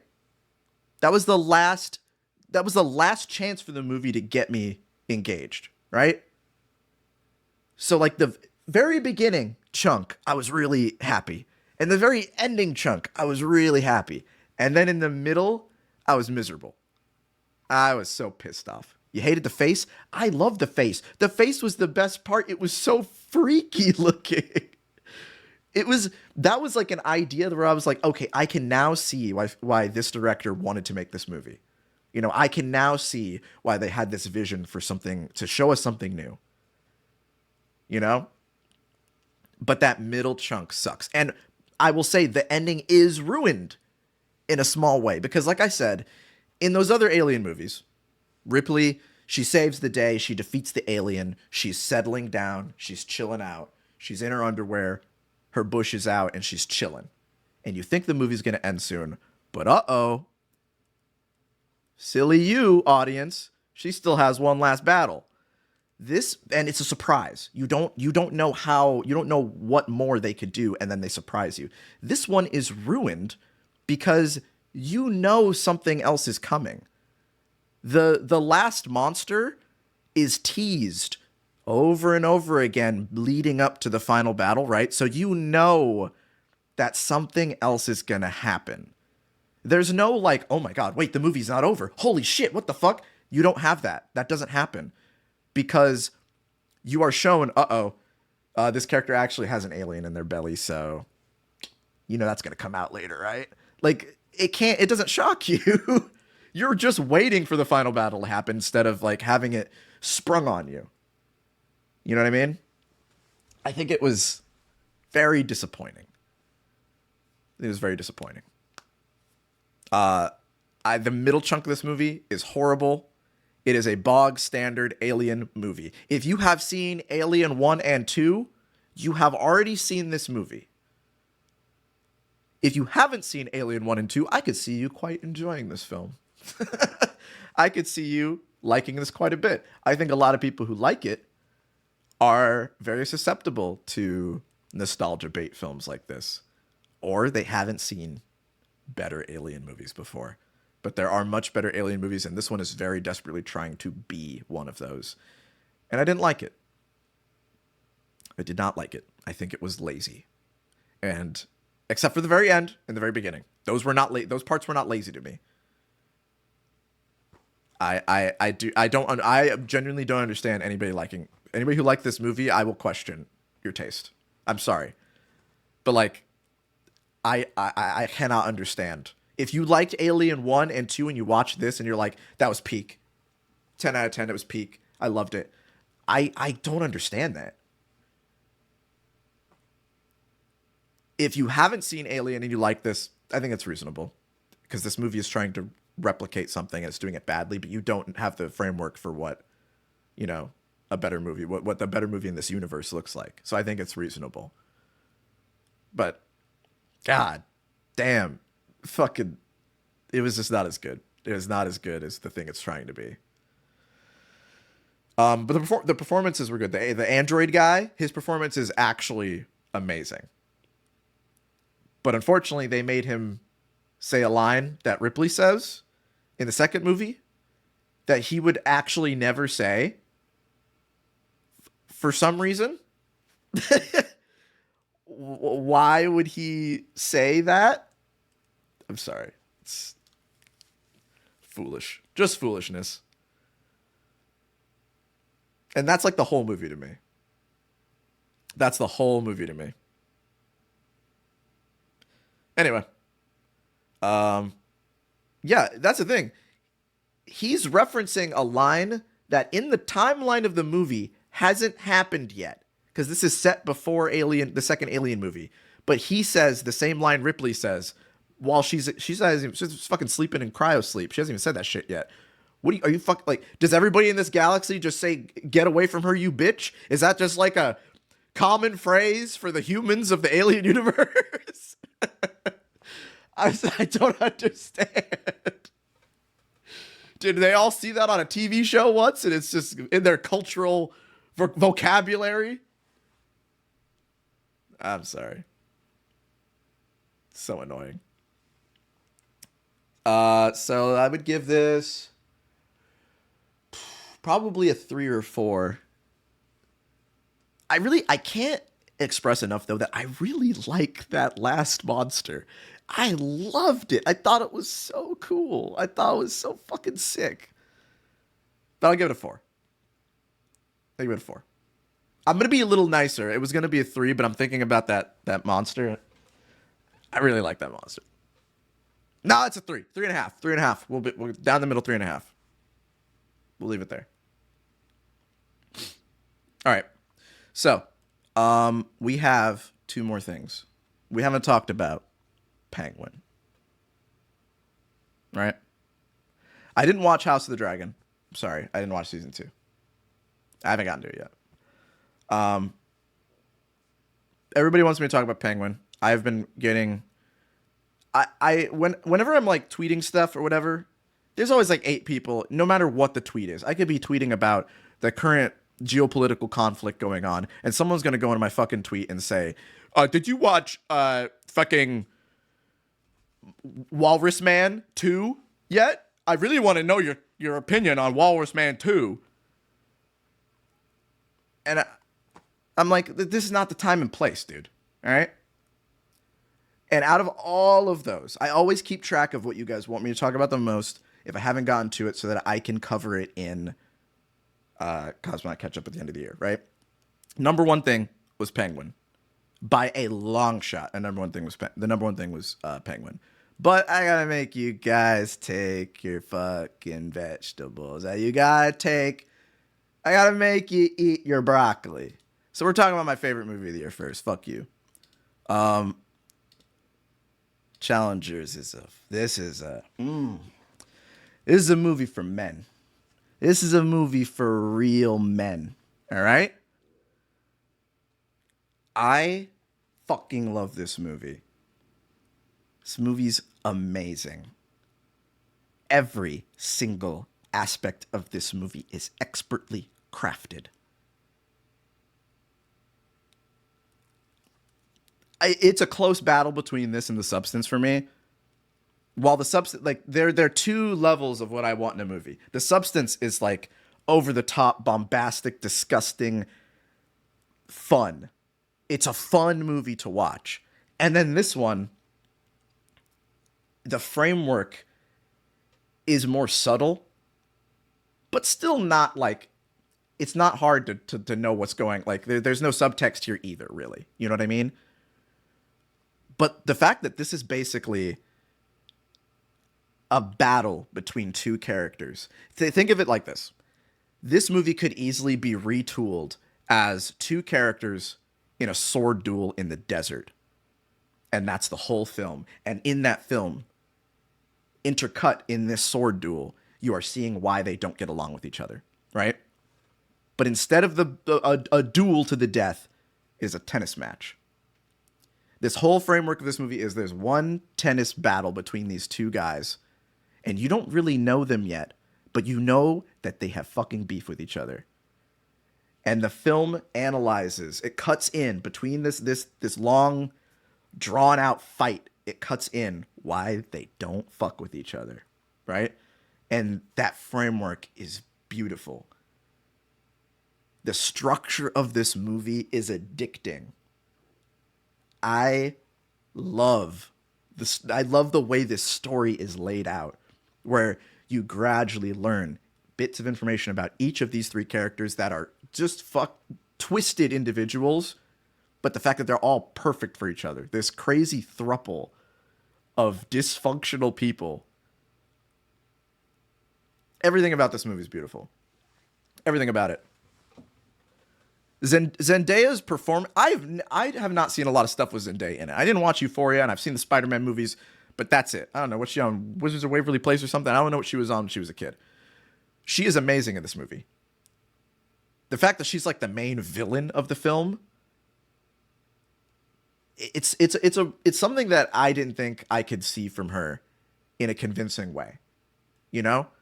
I would think that Zendaya would be a distracting character for me. I would think that just her being in it would be like, oh well, that's Zendaya. But I think in Dune she's fine. She's not my favorite part of Dune personally. But here she is the standout character of the film for me. Shake It Up was Zendaya's first show. So yeah, I was too old for that. I was in high school. I was not watching Disney Channel shit, you know. And when I was saying that The Substance is the best looking movie, I, up until that movie came out, said this was the best looking movie. The things that this film does with the camera are insane.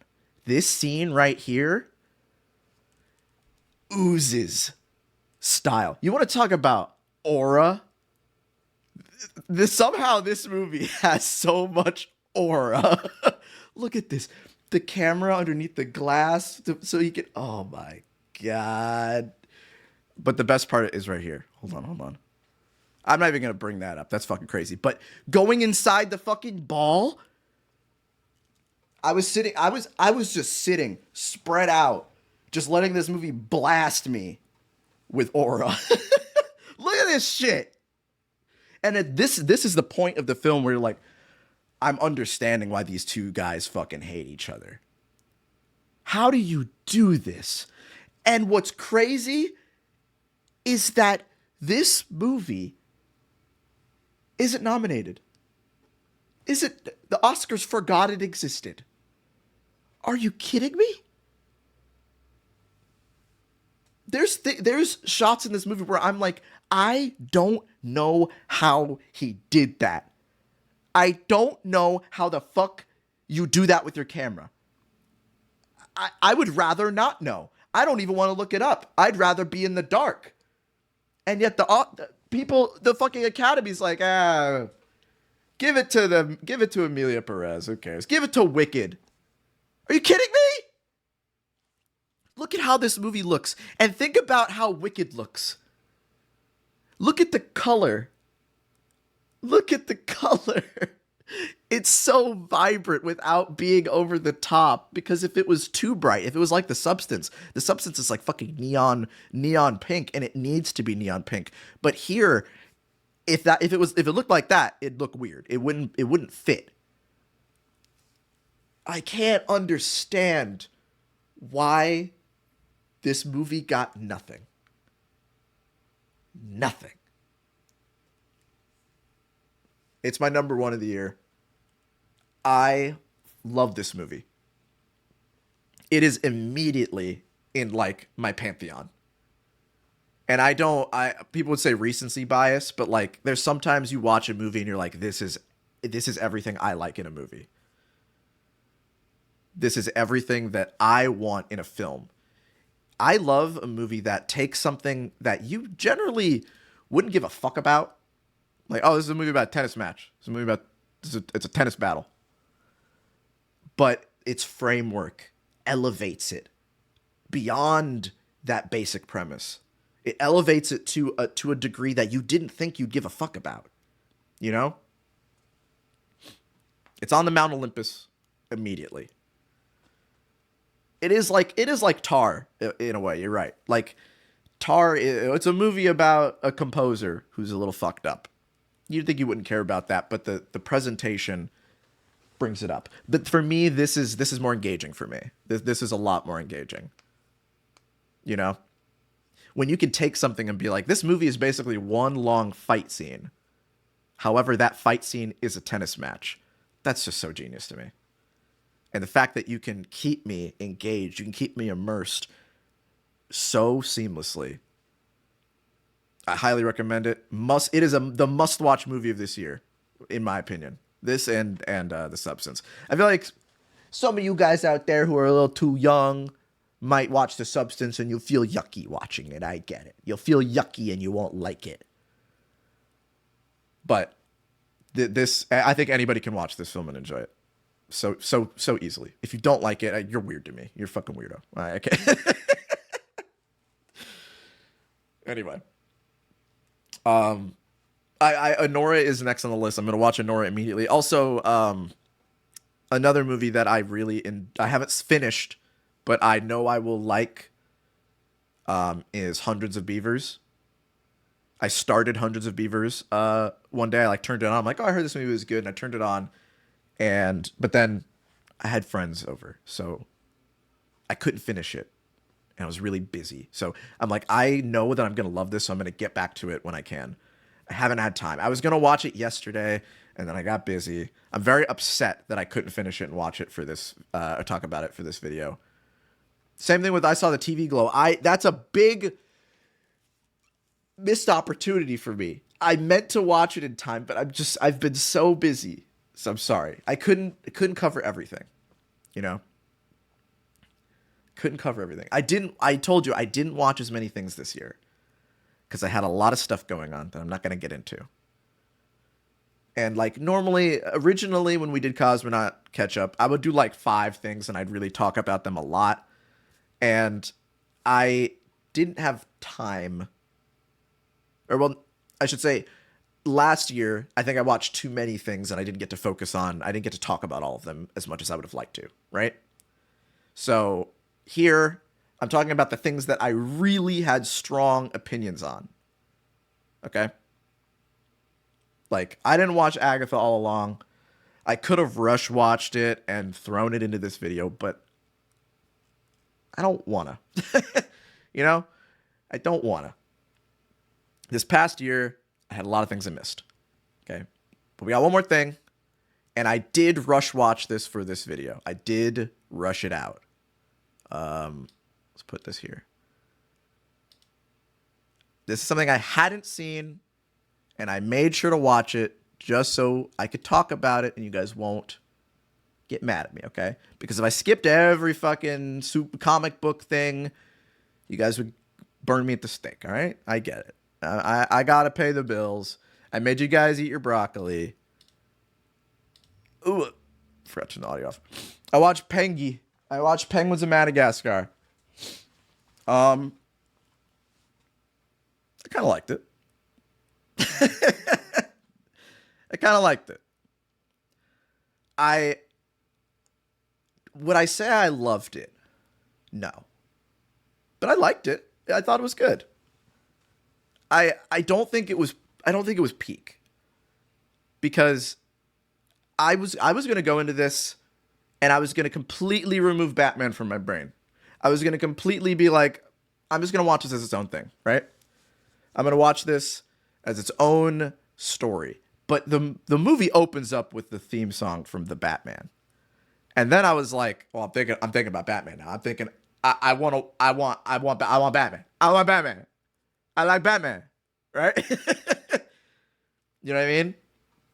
But I think that this show surprised me in a lot of ways that I was very grateful for. You know? There's always that little bug in the back of my brain, that little cape shit bug in the back of my brain that says, God, I want Batman to show up. And I can't kill that bug. I'm sorry. I can't. I tried to fry it with a fucking laser. I tried to kill that bug. But I couldn't, man. I wanted Batman. It made me, the main reason I think that I didn't love this show is because, as you guys know, in the past, like, month or so, they announced that Batman Part 2 got delayed to 2027 or something, you know? Basically a million years from now, you know? And I had not watched Penguin when that got announced. So when I read that, I was like, I don't care. The Batman came out years ago for me. I'm already past it. Like, I'll wait. I'm fine. I'll wait, you know? But then I watched this and I'm like, fuck, I don't want to wait now. I don't want to wait for Batman. I want Batman. I want Batman. It made me mad. This show made me hungry for more, and that pissed me off. You know? I got bamboozled. But I would say that is because this show is actually good. Now, I will say, for me, this show starts off hot. This show starts off really good. And then, like, around, like, the middle, leading up to, like, episode 4 and 5, I was kind of like, it's okay. Like, it's watchable. It's not bad. But, like, the story isn't really yanking me in. But then past episode 5, near, like, the last chunk of the show, I was very engaged again. I'll say, this show looks great. But it doesn't look as good as the Batman. Because it can't. You can't have a show that looks as good as the Batman in every episode. That's impossible. That's just not feasible. It's not reasonable to want that. So I'm okay with that. I think that it should not be understated that this looks better than any other fucking comic book show out there right now. You know? If you like shows, or if you like media that looks good, this is as good as a superhero show, comic book show could look. When people were saying this is like The Sopranos, no, not at all, actually. Not even a little bit. I get why the layman would say something like that, but this is nothing like The Sopranos. It has an overweight main character with a receding hairline who has a funny accent. That is about the only thing I can say about it. Otherwise, it is nothing like The Sopranos. And I think that's good. If this show was like The Sopranos, I probably wouldn't like it as much. I like The Sopranos, but I like that The Sopranos is The Sopranos. You know what I mean? I want this to feel like a comic book show, and I feel like it does. There is a series, Gotham PD, that I read when I was in high school. I haven't read it recently, so I don't know if it holds up. But I remember I really liked it because it shows you a side of Gotham that is completely separate from Batman. It shows you how this city functions when Batman's not around. And I feel like fleshing out Gotham as a character like that is so fascinating. And this show does that very well for this version of Gotham. I was very happy to see that this is just set the week after the Riddler floods the city. Gotham Central, that was it. Gotham Central. Yeah, Gotham Central. Not Gotham PD, Gotham Central. That was what it was called. I thought that was a really good show. Or comic. Sorry, my brain's fried. Let's put on another fucking trailer or something, right? Hey. Hi, Colin. I think that this version of Gotham gets fleshed out so nicely in a way that just makes you hungry to see Batman come out and fucking kill this guy. I can't believe I'm saying this, but by the end of this show, I'm like, Batman, you need to fucking kill this guy. I need you to shoot him in the head with a gun. Forget everything I said, Batman. Zack Snyder, bring Batman out, pull him up by the collar, and give him a gun and make him shoot this motherfucker. I don't mean that. That was a joke. I don't mean that. I don't want to lose my credibility as a Batman enjoyer, okay? But no, I love that this show is about an unrepentantly evil motherfucker. I love that they did not have a moment where they made him honorable, where they made him selfless. He fucks over everybody he knows. It is the fact that I love it. The whole character trait that we connect to him for the whole series is that he lies. And that may seem simple, but it is disgusting the level at which this character is committed to being a liar.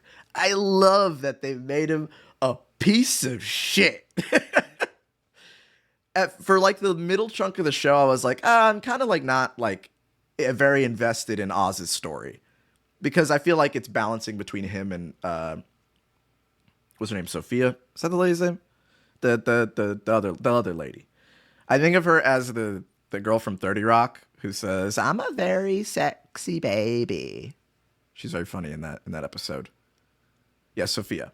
Her story is engaging in a different way, and I feel like she gets a lot more time, a lot more character development in the middle of the show than he gets. I feel like her story was a little unbalanced for me. I still liked her a lot, but I think her jump from innocent little precious innocent baby to evil murderous gangster, I feel like that gap in between was a little muddy for me. You know? And yeah, I think her story was a little unsubtle. I agree with that. Like, not bad, but like just a little, I would have liked it to be a little less on the nose. You know? That I've become the thing that I claim to hate. Like, that kind of story has to be done subtly for me because it's done in every show that's about evil people. You know? It's like, oh no, I've become the thing that I've sworn never to become. That's Sopranos, yeah. I mean, like, if you want to be really technical about it. But yeah, she is bad as hell, so whatever, who cares? But no, I think Colin Farrell, that dude looks at the penguin fat suit like the Green Goblin mask. He claims to hate the makeup in the fat suit, but he transforms when he puts it on. There were like I didn't watch any like the post episode things until the last episode. So I binge watched this entire show and I legitimately forgot it was Colin Farrell. And I watch the Batman like every few months, right? But for some reason in this show, he completely transforms. He completely morphs into this disgusting scumbag. And I think it's just so refreshing that he doesn't become redeemable in any way, shape, or form by the end of the show. Because for a second, they show you that he kind of envisions himself as something bigger and more noble than he is. But he will never become that. And I think that's great.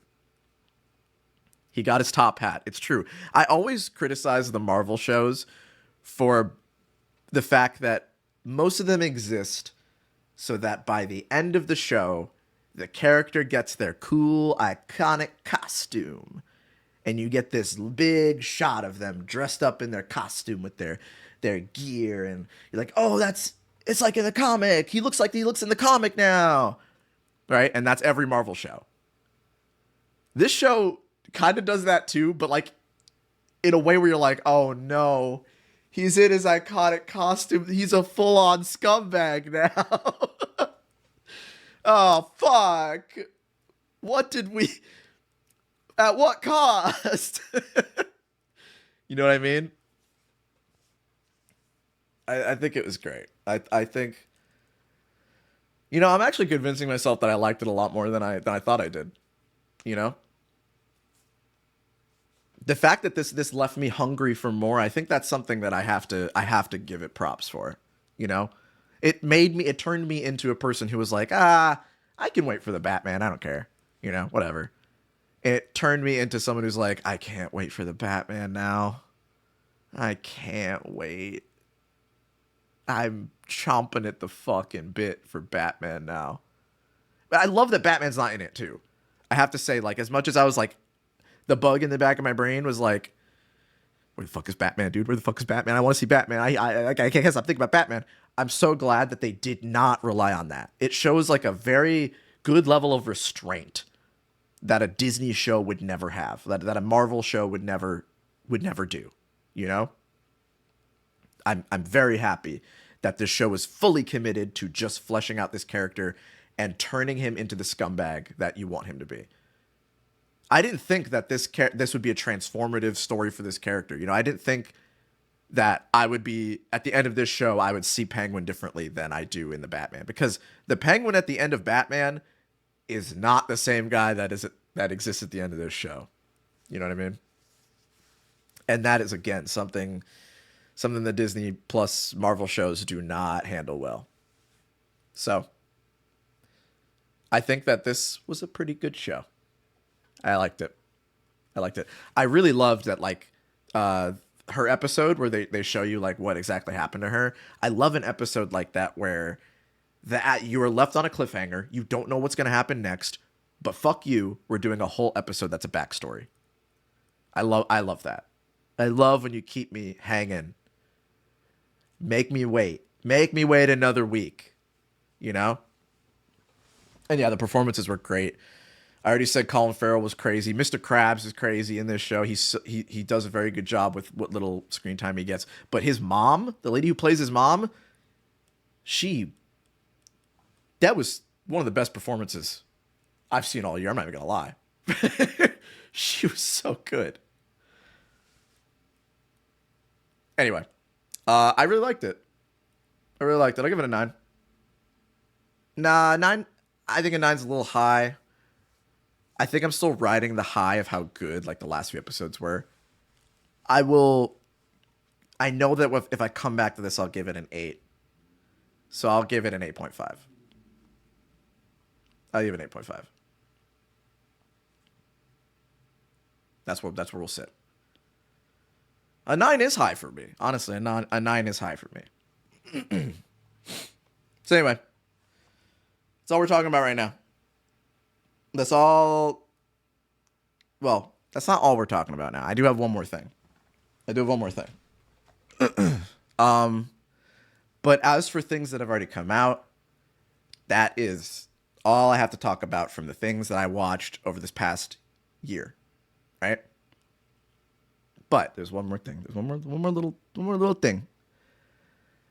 I was gonna do a little bit of things I'm most anticipated for, video games and shows and movies that I really am looking forward to this year. Okay? And I made like I started making a little list. I have like I had a few things that I had written down,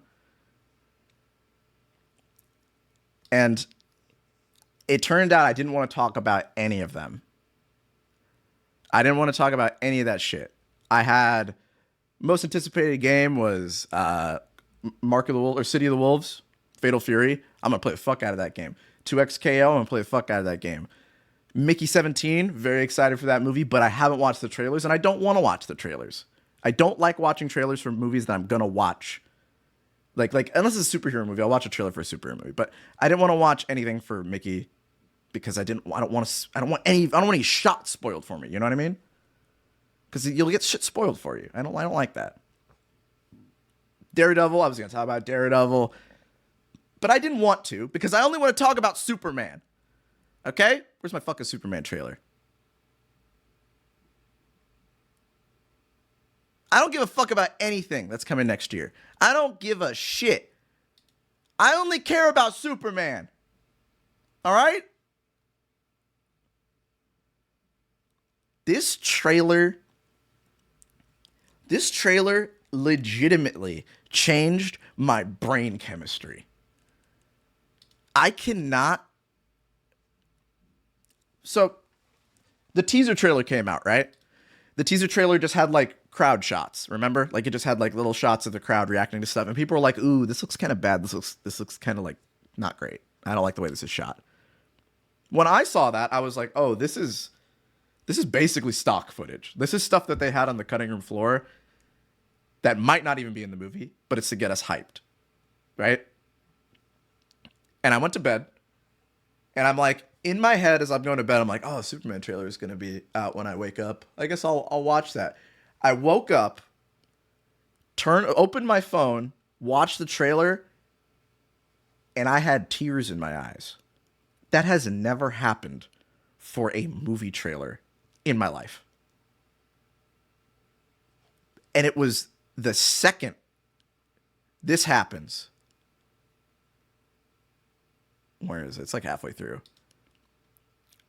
Right here, got me. It got me.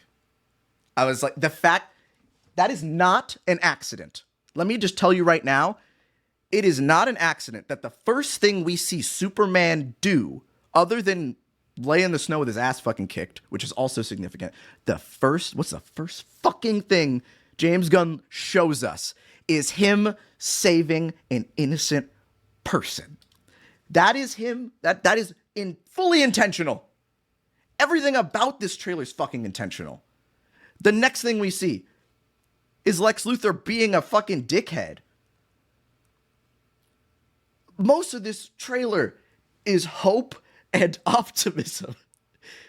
It's not even him saying, "Fuck you, Zack Snyder." It's him saying Superman has been done dirty. No one gives a fuck about Superman. How can I make people love Superman again? With the fact that the trailer doesn't even have the title of the movie on it. That is so fucking raw. It just says, July, you'll be there. We know. You know who this is. No title. Fuck you. Even when you see this in the theater, it doesn't have the title. When you watch this in the movie theater, it still doesn't tell you the title. You guys remember what I was telling you about when I was watching Sonic? Those kids, those bad kids, right? You remember that? When these kids we were all watching the trailers together, and I was sitting next to my girlfriend, I'm like, "Oh, these kids are going to be bad, dude. This movie's going to suck." This trailer comes on right before Sonic, right? And when Superman falls down here, the kids were like, one kid said, "I don't give a fuck about Superman. Who gives a fuck about Superman?" This fucking 6-year-old kid says this, right? The second the music kicked in, that was the only time these kids shut the fuck up in that whole theater experience. The second the music kicked in, they were gagged. They shut their damn mouths. And when the trailer ended, they were like, "I want to see that. Oh, I want to take me to see that. I want to see that too." Like 1 minute ago, they weren't just fucking talking shit. And that's because James Gunn does not fucking miss. This motherfucker does not miss. He has not made a bad superhero movie. All right? He has never missed as far as a superhero movie goes. Why would he miss with this one? Everything he says about this movie oozes confidence. He seems to fully understand what it takes to tell a compelling story about this character. You know?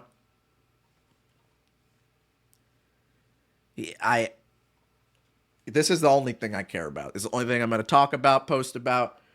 If this movie sucks, we are becoming a Buffy channel. Okay? Just get yourself ready for it. If you don't like when I talk about Buffy, too bad. Go subscribe to somebody else. Because if this movie sucks, I'm out. I am out. I'm not fucking watching anything else. I'm done with TV shows and movies that come out for the rest of the time. I'm never going to watch a movie again. I'm just going to watch Buffy on repeat. Okay? People have asked about Fantastic Four. I haven't seen anything from Fantastic Four. I have heard things from my contacts, my secret spies on the inside, that have me very interested and excited. Right? But I haven't seen anything from that movie, so I can't care that much. I cared about this because I need it to be good. You know? Personally, I need people to stop saying Superman is boring, Superman sucks, who gives a fuck. I need to stop hearing that from people on the street. Or I'm going to go postal. I have been hearing that for my entire life. Knowing that these people are fucking full of shit. Right? And I need a good movie to come out so those people don't exist anymore. I need those people to have their brains molded into the correct way of thinking. And that way of thinking is that Superman is the blueprint. You, look at me. You like superheroes. Even if you don't think you do, you do. Superheroes are myth reformed for the modern day. It's David and Goliath. It is fucking Odysseus. It's Hercules. It's stories we've been telling each other since we could tell stories. And we just changed them a little bit so that they're more palatable for us. But we have been doing this for all of human history. So yes, you like superheroes, even if you don't think you do. Okay? And he's the blueprint. He's the fucking blueprint for superheroes. You like Superman, you just don't think you do. When I saw people on Twitter being like, wow, that was kind of cool. I didn't think I'd care about this. Why am I so excited for Superman all of a sudden? Wait, you're so close. You're so close to understanding. You're this close. You already did. You just haven't been shown this yet. You haven't been shown Superman in a good context. You never read a comic book with Superman in it. Maybe you watched some Justice League episodes, but that doesn't count. Sorry. I have strong opinions on this. You know, I always say that the most shocking thing to me about superhero movies being popular is that my mom knows who Thanos is. You know? I remember I went out to eat with family friends one time, and my friend's uncle, this like older dude, Gen Xer, he's like, oh, I love Thor. I think Thor's such a cool character. I love those movies with him and Loki. I love those.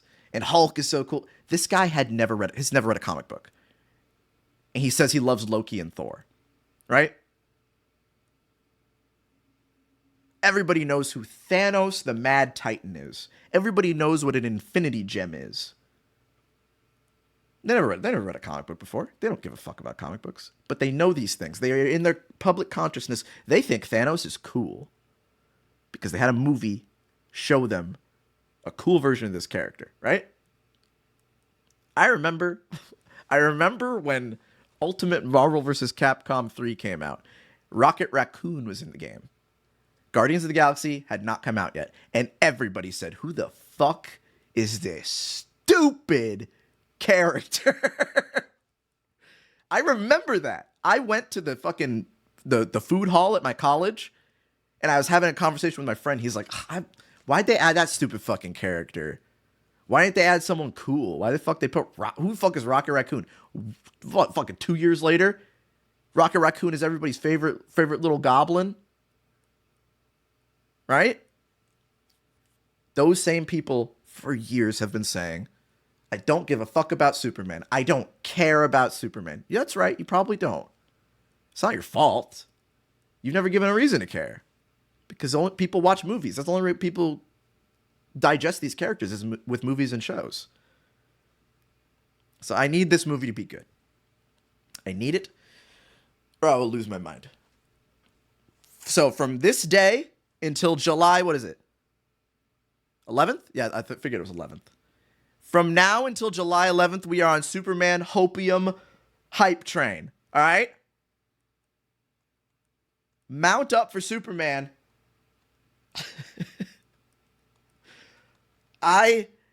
And let me just say, people have been saying if the movie comes out, I'm gonna be fully huffing the copium, and I'm gonna say it's good even if it's not. That's not true. I've never done that. I've never done that. You guys know I am a contrarian. Hell, if this movie's awesome and I don't like it, I'll still say I don't like it. Okay? I stand by my principles. I always have. And yes, it is rare to see me hype for this hype for a movie. I don't get excited for movies because I always know I can be disappointed. I'm not even excited for the third Spider-Verse movie because I don't even think it's coming out. You know what I mean? I expect to be disappointed. But for this one time, for this one instance, I'm looking at all the factors. I'm looking at the fact that this movie, regardless of if it's good or not, will make a lot of money. Because people will take their kids to see a Superman movie. It's just a fact. The fact that Wicked made $1 bajillion and it looks like shit is a testament to the fact that some things will just make money, okay? And Superman is this thing. It will make money. But also the fact that James Gunn hasn't missed.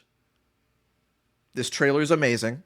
It shows me everything. I want to see every scene that is in this trailer. I have no questions about it. Right? There's almost no competition. I am accepting in my brain that I will, for this one time, be excited and hotly anticipate a movie. Just once.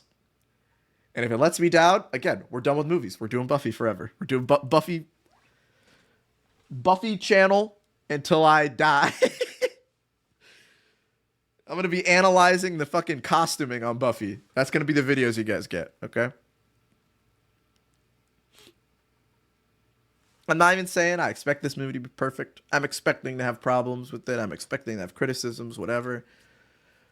But it has to at least be good. It needs to do for Superman what the Guardians of the Galaxy movie did for those fucking characters, okay?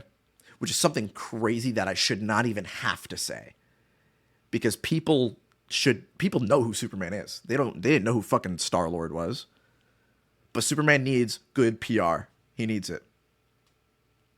I do not care about any of the other DC movies they're making. I don't give a fuck. I don't care. Supergirl movie? Sure, whatever. I'll watch it, but I don't care about it. None of that matters if this sucks, in my opinion. And yes, if Fantastic Four sucks, we're going to be a Bluey channel. We're going to be analyzing the story, the plot development of Bluey and the character arcs. Yep. Yeah.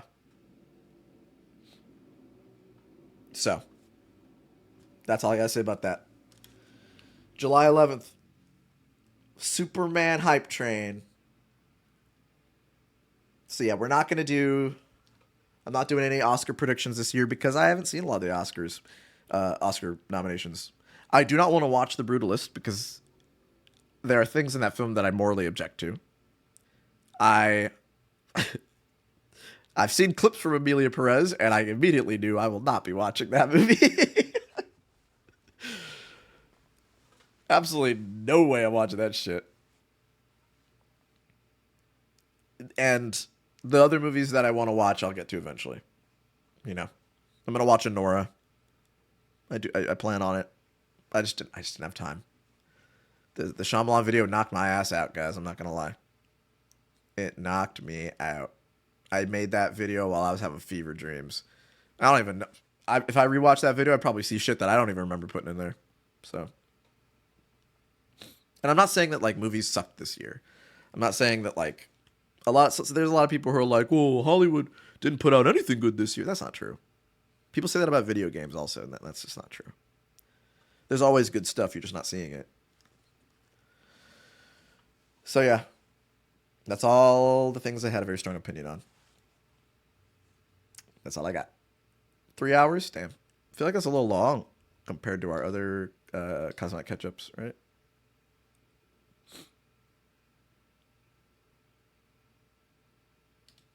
Anyway, that's all I got for you guys today. I have not eaten. I'm hungry. I'm hyped for Superman. I will, everything else that you guys are saying, did I watch yada yada? The answer's probably no. I couldn't get to everything. I just didn't have time. I had a lot going on this year. But this coming year, you're gonna get more videos from me. My life is back to normal. You're gonna get more videos. In fact, I've got a Marvel Rivals video possibly planned for next month. So first thing that you guys are gonna get is this stream edited down for all the people who couldn't make it. Okay? And then I have a little cute Marvel Rivals something that I'm gonna give you guys. It's not really anything related to the game, but it's something you guys will like, I think. I should do comic run guides for other stuff. It's interesting you said that. That's what we're talking about right now. Hee hee, tee hee ha ha. Will this be a VOD? Okay, so since I show movie trailers and show trailers and clips and stuff, usually the VODs for these get taken down, unfortunately. So I will try. But if it doesn't, if you don't see the VOD for this, that is why. Sometimes with all the trailers I play, we get in trouble. So I'm sorry. But that's why we do the compilation, edit it down. Where can you watch if there's a VOD? It would be, I'm going to try to put it on the VOD channel, and I'm going to try to put it on the Twitch highlights, like the Twitch archive thing down below. So, yes, if I didn't talk about something that you guys were asking about, I probably didn't watch it. I probably ain't seen it. Or I might be making a video on it in the future. Kraven the Hunter, I heard is really funny. So when I watch it, if it's funny enough, I'll make a full video on it. So. Anyway. Let's run through the subs. Make sure I didn't miss anybody because I hate missing subs. It makes me very upset and very sad. Thank you, Lipsteady, for the bits. Thank you, Two Tone Moonstone. Thank you, Green Hood, for the bits. Thank you, Hot Coco Gaming. Thank you, Spencer M. Thank you, Mielist Besser. I think that's everybody, actually. That was from an hour ago. Cool. So, that's all I got for you guys today. I'm going to go eat a sandwich because I'm really hungry. Go watch all the things I talked about, even if they sucked. Form your own opinion. See if you like it. See if you agree. See if you don't agree. I'll never tell you not to watch something, even if I don't like it. I find that this Cosmonaut catch-up was a little negative. It was a little negative. But it's fun to be critical of the things, even if we do like them. I'll say the things that we talked about that I liked, I loved. I loved them. But Go form your own opinion. Go watch the stuff that I talked about. And I'll see you guys later. Bye bye.